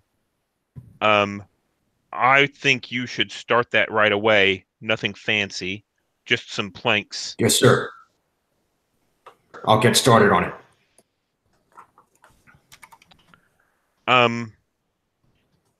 I also have a flare gun. That might be good to start up a fire. So I can lend that to one of the rookies. And while they might not be able to shoot a building from the outside, they might be able to stuff it in a corner or in a crack and pull the trigger. Okay. Mm-hmm. So do you want to like do a roll for putting together some sleds here? Sounds good. Do you have rig? I have 2 in Tinker. Okay, that seems fair. Does that work? Yeah, that's what I was thinking. That may not be correct. No, that's perfect. And I haven't used any of my gear. It looks like I can take 2. So if I need supplies to add to that, I could also do that. I don't think you need to spend those because I think you've got enough wood and pieces that are left around here to put something together. Sure. So I think right now this is just risky standard effect to build these. Okay. Yeah, I'm just going to go for it then. Okay, let's see it. Standard effect. What did I get? Got a 4 and a 3. So I think you're going to be able to get a sled. Does that seem fair? Sure. Now, I do have the option to take shield as one of my pieces of gear. Could I mark that off and have enough for an extra person? I like that. Yep. Okay, I'll do that then. Okay. So I heard a couple of different kinds of plans. The snow is whipping. It is night. There are some guards outside. How do you want to deal with this snakehead / tumor?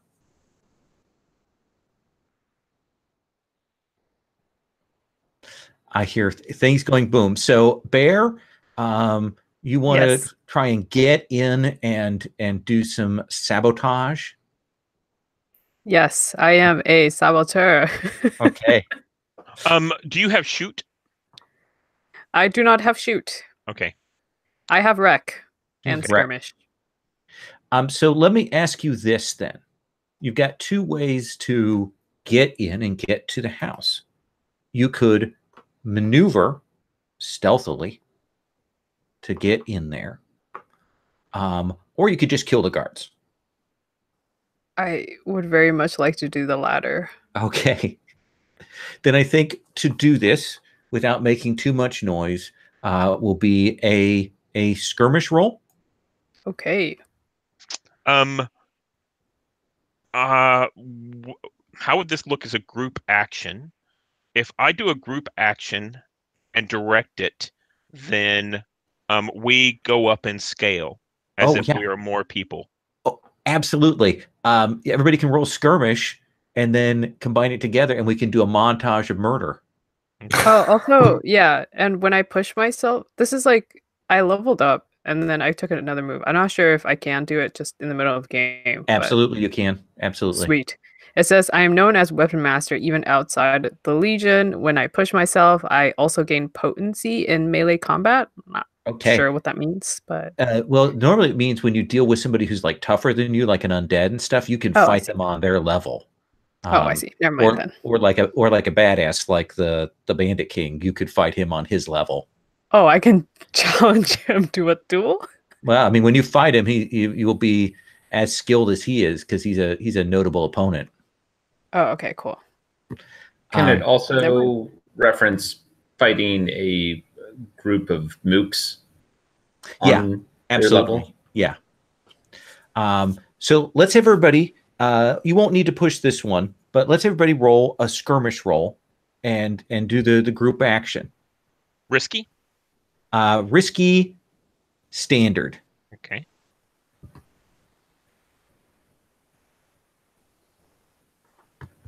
Okay. 4, 6. I did not help. No.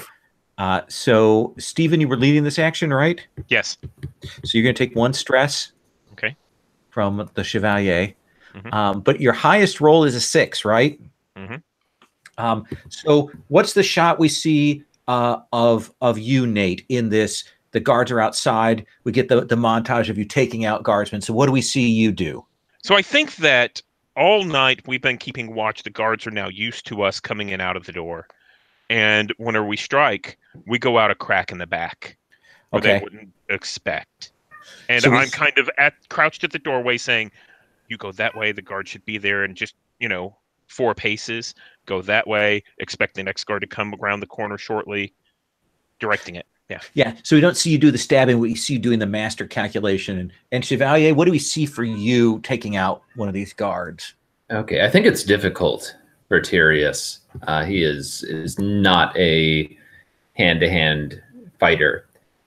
So he does, he follows Nate's instructions very clearly. So he does manage to grab somebody without getting attacked himself. But attempts to grab them around the neck and take them out quickly, and it's just not going. And it's just, we see all of this skirmishing going on all over the place, and people dropping. He's just being carried on this guy's back. Okay. Getting like thrown against walls until finally, he's not able to put up the pressure anymore, and he collapses. Perfect. And Gray? Gray is actually getting these timbers for making the sleds, and one of the guards sees him and starts asking him, "Hey, what are you doing here? What's going on?" Or whatever. And he says, "You don't want to ask me these questions. You're not going to like the answer you're going to get." And then he keeps pressing, and he just takes his timber and smashes him in the face. Okay. And these timbers break up, and that's why he doesn't have enough wood for all the sleds. Perfect. I love it. And Bear, what do we see of you taking out these guards out here? Are you moving quietly, or are you just running and taking people out? What do we see? Yeah, it's like one of the guards, they like hear something and they turn around, they're like, huh? And then, nothing. And then you see like looming behind the guard and just this like black silhouette is great. And then she like reaches over and then like Hitman style like twists his head and breaks his neck, drops him, and then like lumbers on. And your intent is to use this to get inside, right? And you want to. So the eventual is that they will move inside. You get past these guards out here, and once you get inside, what do you want to do? I heard something about sabotaging. I heard charging just to take on the Bandit King by surprise. What are we doing? My only request is that we take out the Bandit King in an obvious way. This could be he runs out on fire, or he, we have a body part, a head left over, whatever you want to do, Bear. All right. Bear, how do you want to do this? The officer has given you sort of free reign to determine how you do your wrecking butchery. Okay. Huh. Well, okay. So I think Bear had all of her like wrecking stuff ready. So just that giant bag of gunpowder, and then it's like, wait, oh, I need to keep his body intact. That's annoying. So then she like puts it away sadly, and I don't know if you can ask for people to cover you, and then like just like whoo, whoo, whoo, like dashes in and goes for the Bandit King. So you've killed the guards to get inside, and then you bust in, and now it goes loud, and the others are covering you as you like kick in the main door, right? Yeah. And you will kick in the door, and they have a lot of people here. They did not expect your small group to just suddenly go off. And so you will see the Bandit King is sitting there drinking good alcohol, seated at his table in his bedroom as the door gets kicked in, and he's like, "What is this?" And he's reaching for his blade. Oh yeah, I yell, "I'm here for the party!" And go in, and hopefully I can evade everyone else, maybe with my squad's cover. Unless y'all want to do something else. Like, it doesn't have to just be Bear doing stuff. I mean, I think we could, like the rest of us, maybe do a maneuver action as like a setup. Oh, that sounds perfect. So how are you helping Bear out? What are you doing to help Bear? Yeah, I think that or at least I am, cutting off anyone from supporting the Bandit King and just making a clear path so this really is mano on mano. So you want to do this maneuver? Yeah. Okay. Yeah. I think I'm doing the same thing, and I think the idea is that we both grab some of these loose planks of wood off of a building. Again, why we don't have enough wood for a sled. Okay. And basically we use them kind of as guards to push back everyone else so that Bear and the Bandit King can go at it. That sounds perfect. Yeah. Let's have you both make maneuver rolls. Okay. And then I'm going to check in with Gray. So you guys are like riot police. That risky standard? Risky standard. Because you guys did very well on that first roll, or else you'd be in a desperate that's position. a 6. Look at that. So I think you're going to be able to both really support Bear in this, but I think you're going to take a light wound there, Nate. No problem. What happens? What is it? Does it a dagger gets through, or an arrow, or you just get knocked down?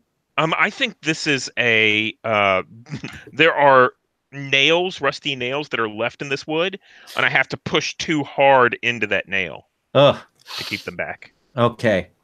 And so Gray, these two are doing crowd control. Bear is kicking in the door, going after the Bandit King by herself with full badassery. What are you doing?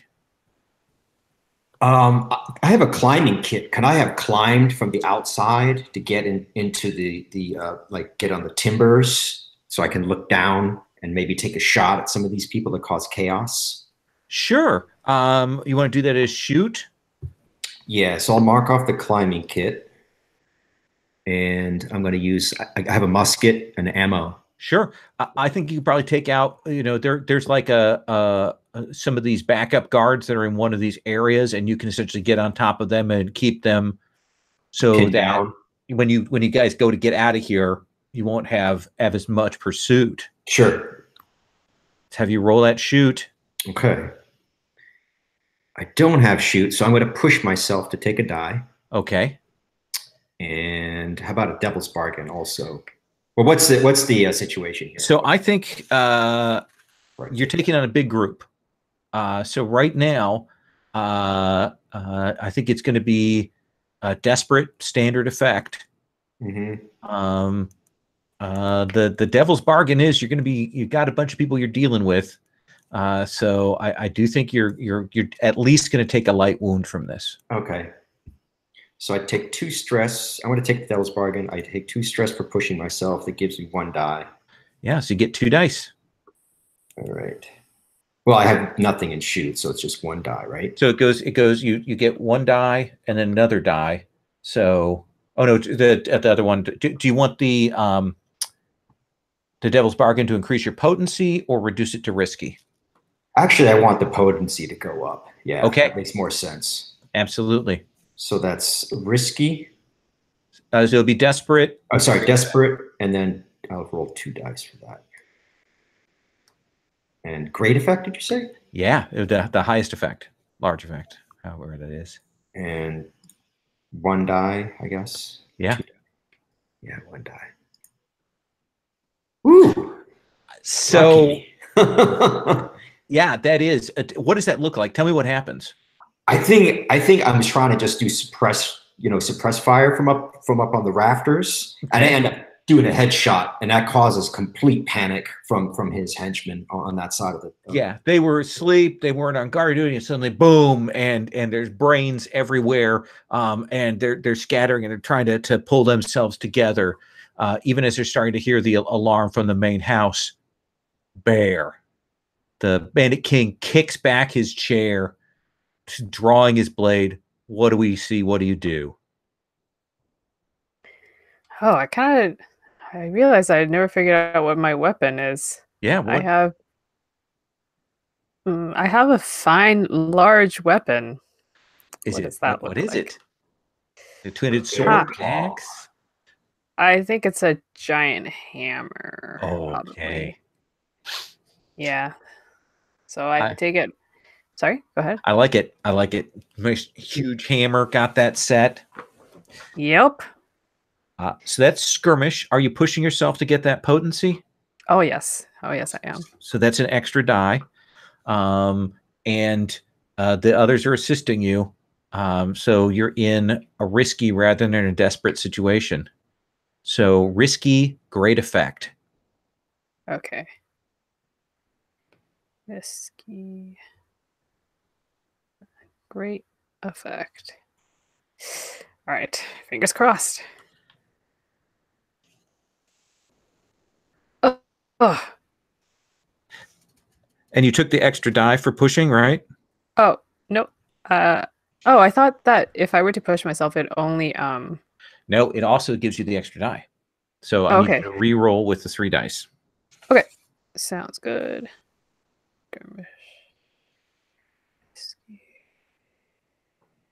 Great. And yes. So he draws out, and he draws that big blade, and you will see kind of the gleam along it. Clearly, he's been gifted this blade. It has that look of one of the Broken's weapons, and he shoves his table aside, and he's coming for you. What happens? What do we see? Bear, I get this like crazy grin on my face, like yes. I think it's just like I've been holding it in all day, actually for a couple of days now, since we've been trudging through this blasted snow. I just hate everything, and my alcohol is all gone. Finally, I can just fight. I like when he kicks aside a table, I'm like, oh, okay. And I also kick aside a table. and I raise the hammer like no, like I heft it, and then we run for each other in the way that, you know, the people, they do like the one strike duel. Mhm. And I, I think when I think he might have noticed that I'm kind of favoring my left side, which is where that wound is, that giant scar up to my back. Mhm. So he goes for it, but I'm kind of expecting it, so I block it with the end of my hammer, and then the other side, then just going, I like swing it above my head, so it's like block, and then the how does it work? Oh yeah, the force like pushes it actually, so it spins around on top of my head, and then I just hammer his head in. Okay, just swing to catch that, parry that blade. The momentum, as you say, carries it up, and you bring it down. Do you catch him on the top of the head? Do you catch him in the neck? Where do you catch him with that hit? The temple. Okay, just boom, and it hits, and it caves his head in. And that force of that, I mean, you've been waiting, and all of your energy, all of the angular momentum, and it will lift his body up, and then it just comes crashing down to the ground. And his nearly headless body is laying there, twitching on the floor. Yeah, I turn around to face everyone else with just like blood and gore all splattered all over me, and I raise my I raise my hammer. I'm like, ah! And you guys have held people off, and you'll see the lieutenant has kind of been in the midst of this, and she will step back like from that, and you hear her shout some guttural phrases, and the others, the rest of the bandits, kind of fall back like, okay, this isn't worth fighting, you guys. I go and check his vitals. Oh God, he's dead. He's dead as a doornail. You check the vitals of his incomplete head. Check his neck for his pulse. You probably catch the last couple of beats from his heart on that. I think as the lieutenant backs up, I kind of step forward and I say, "You've chosen the wrong side. Maybe this is your second chance." And then I think we'll start gathering things up. I make sure to wrap up the Bandit King's blade in something to prevent it from hurting anyone. Okay. Yeah. You can grab the blade. You can grab the symbol. You can grab your nice cloak, though it is a little brain covered, and your pistol back. Can I make an attempt to get some of these folks over to our side using my discipline action? That's an interesting question. Yeah, let's go for it. I think it's a desperate action.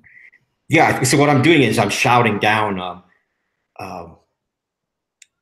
you should follow Commander Nate. He's an excellent leader. Fall in line.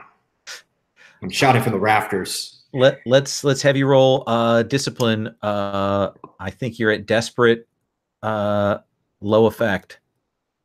I will assist. Okay. And spend a stress to do so. All right. I think the way that this looks is, Nate kind of steps forward and she, looks at all of them with an imposing. This is all of her. What's the right word? Drill sergeant look coming into effect. Staring down your new recruits. And you said desperate standard? Desperate low. Desperate low. I'm going to push myself on this one as well. Okay. Get the extra die from Nate. Yeah, that die from Nate, and then I'm changing this from, you said desperate low, so I want this to go up to increased effect. All right, let's do it. Discipline. Desperate.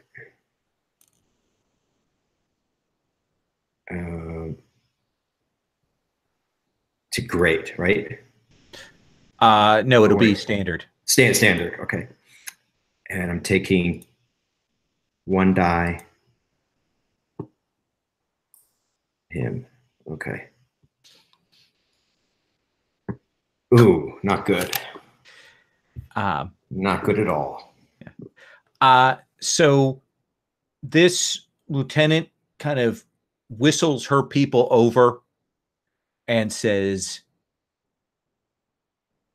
"You all need to go."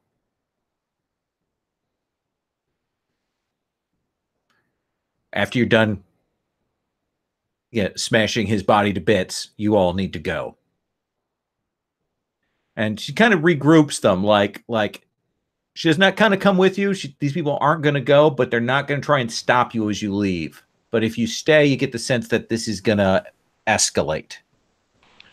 You and your people need to know that we will go, and the Legion will be coming through, and you will be helping. You will allow us to pass through. Or we need to know what side you're on. We won't fuck with you. Just get out. And Nate turns and leaves. She's done. So I guess for the sake of the viewers, I just oh wait, so when you trauma, do you trauma out? Does that mean I'm actually not here anymore? Oh no, so it is now, did you go past the last stress box? Did you take more stress than your last one? Oh no, I didn't. So okay. I guess I didn't take that. Band of Blades is a little different than normal. You actually have to go past. If you go over your stress track is when you trauma. And if you do trauma, essentially you're kind of out of the scene. You essentially go berserk, or you exhaust yourself, or whatever, or have to run away. So okay. So just kidding. I'm not traumatized yet. Yeah. And so they will watch you carefully as you retreat, but they don't make any move to intercept you. And they will let you go. I think we do take the body on the sled that was made by Gray, and we haul it out.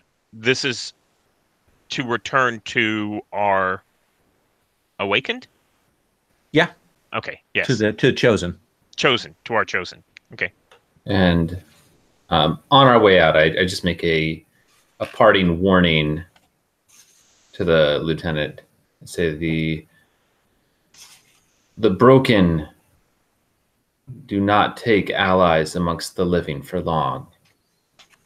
If you stay with them and you join them, you will only be joining them as the dead.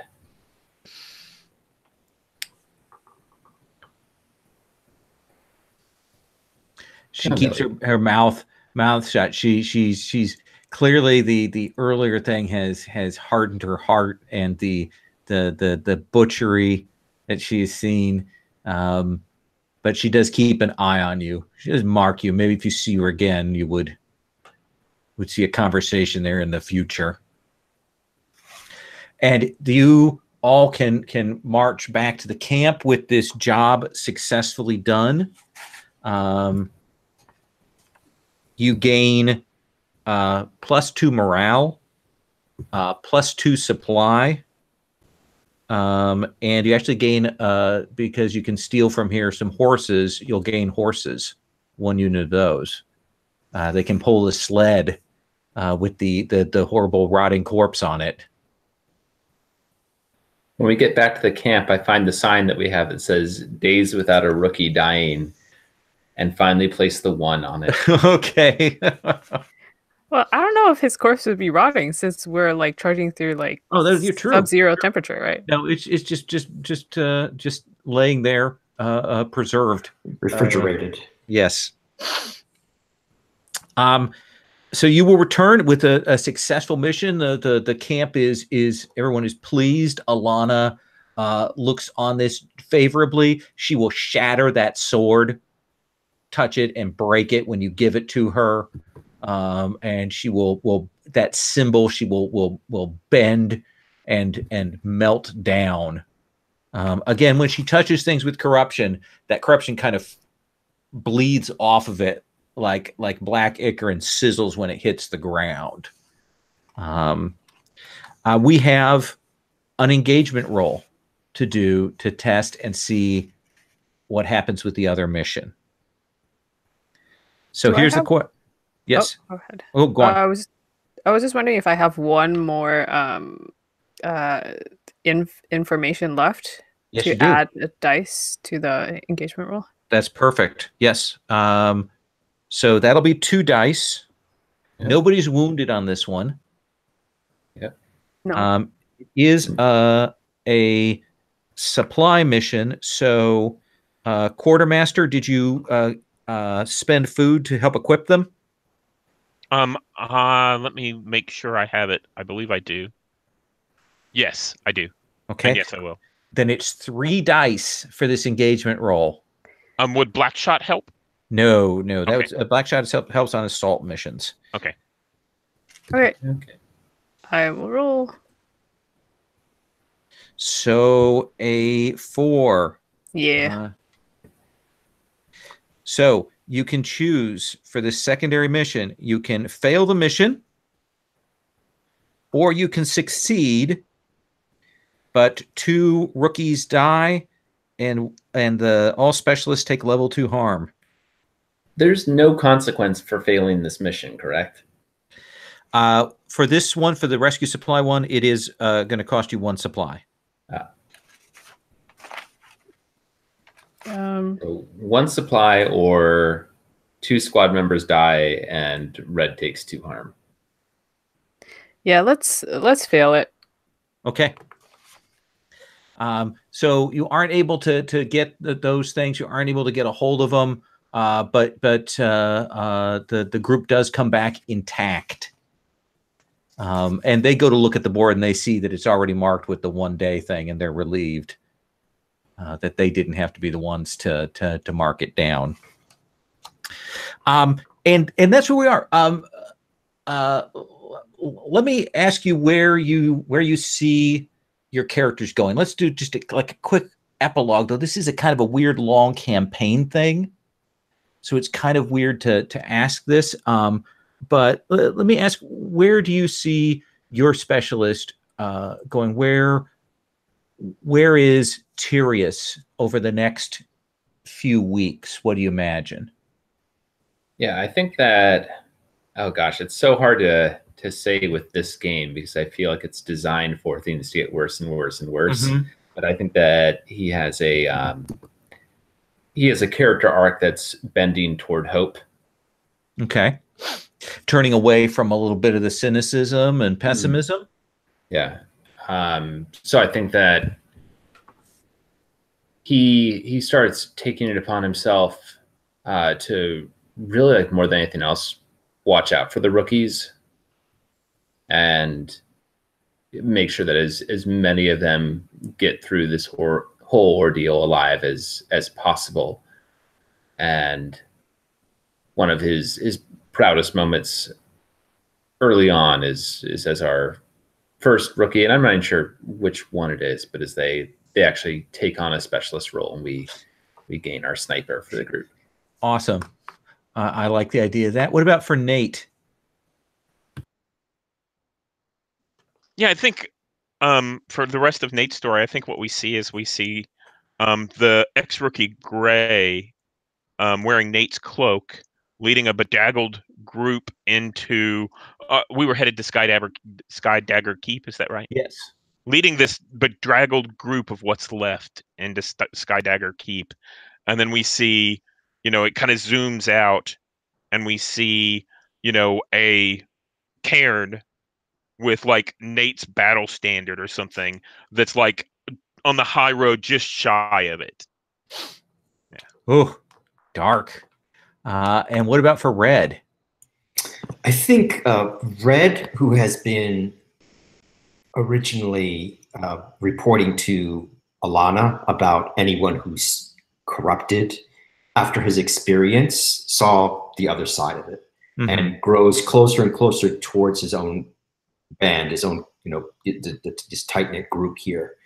And he's kind of betrays his ulterior motive, which was to raise himself by reporting other people and come closer. I think at some point he stopped doing that entirely.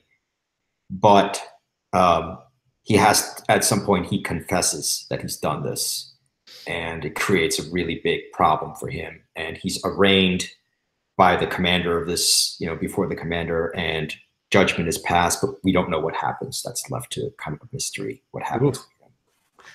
Nice. And Bear, does Bear eventually go vicious, or what do we see with Bear? Yeah. So I think it's like the scene is just another day, but it's like with someone who's tainted, that the the Legion is fighting, and it's not actual like those undead creatures.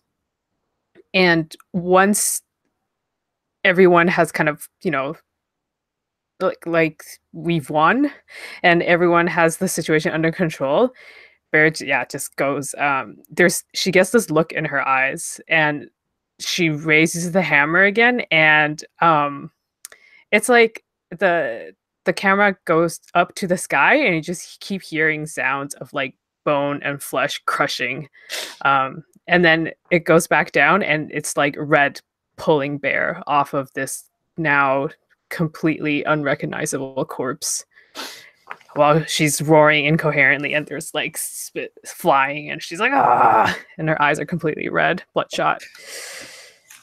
Nice. I like that very much. I'd like to take a few minutes to talk about the game system, and get your impressions. We got a very small taste of it. We're playing from a beta. Blades in the Dark is already kind of a complicated system. This adds a bunch of more complications. We've all got 4 pages worth of playbooks, plus other reference sheets. So I'd like to get, is there anything that you liked? Is there anything you saw that worked? Or there's things that you like, oh, this doesn't really work for me, or what? And let's see. So I'm going to keep that same order. I'm going to hit this microphone first. Vincent, what are your thoughts? Yeah, I mentioned in the Slack before, but I think the one thing I really do like a lot with the system, that I feel Blades had the foundations of, but didn't really deliver on always, is kind of this this sense that the story is about the Legion as a whole more than it is about any individual character. So you're put in situations when you're setting up who's going on a mission, that you can't just send everybody's main character. So we have to explore these rookies, and on top of that, you have everybody having kind of this role in leadership. So that becomes an additional character, and we're getting this sense of this whole group narrative a lot more than a bunch of little individual narratives that don't always overlap well. Mm-hmm. It feels a little bit like that troop play that Ars Magica has, where multiple characters. Yeah, that's a really good point. I could see it being interesting to actually play Blades in the Dark with a similar kind of setup if they had a rookie playbook. Oh, that's an interesting idea. Yeah, I like that. Stephen, what about you? What were your thoughts? So I haven't played a lot of Blades. I played once at a con game, and then I played Frazier's Hack the Planet Blades, powered by Blades. Forged in the Dark. Forged in the Dark. That's what it is. Okay. And my first opinion at the con wasn't that great, and Hack the Planet kind of turned me around a little bit. And I didn't have nearly as much trouble with the system this time. Although I have to say, with Band of Blades having essentially 2 characters and a third role, that's a lot to kind of juggle. Yeah. I could see that, if this was the only thing I was playing and I was playing for weeks at a time, I could see that would be fine. But I think I could, get into it. But with playing just for a few short sessions and all of that, I think there was a lot to kind of keep in my head. But I did. I have to say again that this makes me like Forged in the Dark games even more. Yeah. Yeah. There's a lot of cognitive load for this, and I put this game up just after having skimmed through the rules, and then when I came back to go, okay, now I got to get ready to run it, I was like, oh my god, I did not realize how much is here. But it really, just about everything evoked the feeling I think that they're looking for, which is, things are dark, things are desperate. I mean, I was constantly looking through my character sheet for I'm bad at everything. I can't help out anywhere. So yeah. Yeah, it's like a super thematic board game. Like everything plays into the theme. So, Ari, what do you think? Yeah, one of the things this game did really well was looking at the assets you have and figuring out ways to leverage that to help other people just to scrape by. I found that I was doing that more here even than in Blades. But I agree with what Steven said as far as the cognitive load. Those two characters and then a third role in a short, amount of sessions, a few shots is a lot to digest. Mm-hmm. I wonder if there could be, like a way to abstract some of the other roles or even make some of the other roles shared. So you have your main character, but then you have these other characters that are sort of pooled and we all kind of like direct them collectively. Yeah. That way we don't have to like worry so much about like jumping between, I don't know. That's a good idea. I mean, that's a good point because you do have a lot of pages to go through. Yeah. Agatha, what do you think? I wonder if I didn't have as much of a cognitive load also because of the role that I had, which was the commander. And commander is kind of just like rolling dice and then like, do we do this or that? It's kind of like pretty easy. So I didn't have as much of a problem with that. One thing that I found a little challenging, and I feel ambivalent about how many roles you have or how many characters there are that you're kind of in charge of. Is I don't know if this is just a forged in the dark thing or if it's specific to Band of Blades, which is that for all of these different roles, we also had different characters. And I found that, like, I wasn't really sure why. For example, I had to make a character for the commander. Like, she doesn't do nothing. But it's like, if I have her there and I, like, have a character picture for it, I feel like I should roleplay her. And maybe this is more from a, like I feel compelled to roleplay the characters as opposed to more board gamey background, which is like whatevs, like these are just kind of like they're stand-ins for miniatures almost, is how I feel like is the attitude this game has for them. And even like that part when we were supposed to roleplay. Now granted, my internet was really crappy at that point, so I'm not sure if some of that like was because people were saying things and I didn't hear them, but I felt like there was a little bit of like oh, what are we supposed to do with our characters? Like, how do we role play this? And then also like in the back of my mind, people are thinking about like, oh man, like how many supplies do we have? And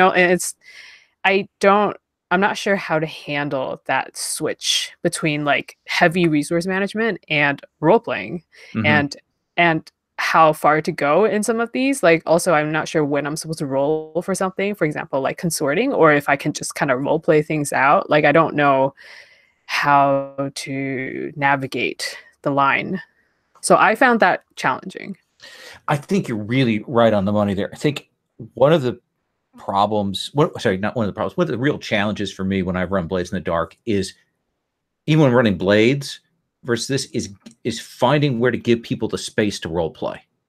And when I ran it for like 30 sessions face to face, it took me a bunch of sessions before we finally were able to get that room to do that. And once we had established things and had enough room, then we could role play. But the system, I don't think gives you that space. And when you have multiple characters, as you're saying, I think that tightens that even more. I think you're absolutely right. I think this is not a great game to run online. I think if we were playing this at a table face to face and we had a map out in front of us and we had our sheets kind of out and we had room, I think it would function better. I think the online play does a disservice to it. And my own unfamiliarity. Let us not beat around the bush. This is my first time running it, and we probably got like a ton of things wrong. You know, I might have gotten some of the actual blades mechanics right, but I'm sure I got a ton of the actual play here wrong. So we got a taste for it. But there's a lot of bits I love. There's a lot of things it's doing that I find really interesting. The spiral of the resources and things are good, but wow, there's so much here. I'm looking forward to seeing what the final product looks like. Yeah, I think didn't you did really a fine see. job. Oh, sorry. Go ahead. No, I agree. I didn't really see much of a problem with the online stuff. To me, it seems like what it needs as a longer term play. Yeah. Yeah, I think what would be really good for the system would be a way to design the rules where when you first play it, you only focus on one character, and it's got rules for bringing in those other roles after, like, say, some number of sessions. Oh, so it's like graduated complication. Yeah, so you like get your second first. So maybe you have your first character, and the GM handles the roles. Then as it goes, you keep that character. Then you have a role, and then further on, you have two characters in a role. That's an interesting way to do it. Yeah, I think you could probably look at this and do that. You're saying graduated. Yeah, I like that.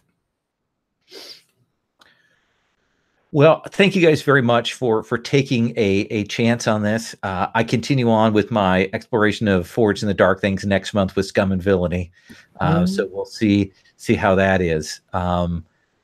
Thanks again. And again, appreciate you being willing to play on despite my bumping one of the sessions. So thank you all very much. Great to play with you. I'm going to stop the broadcast.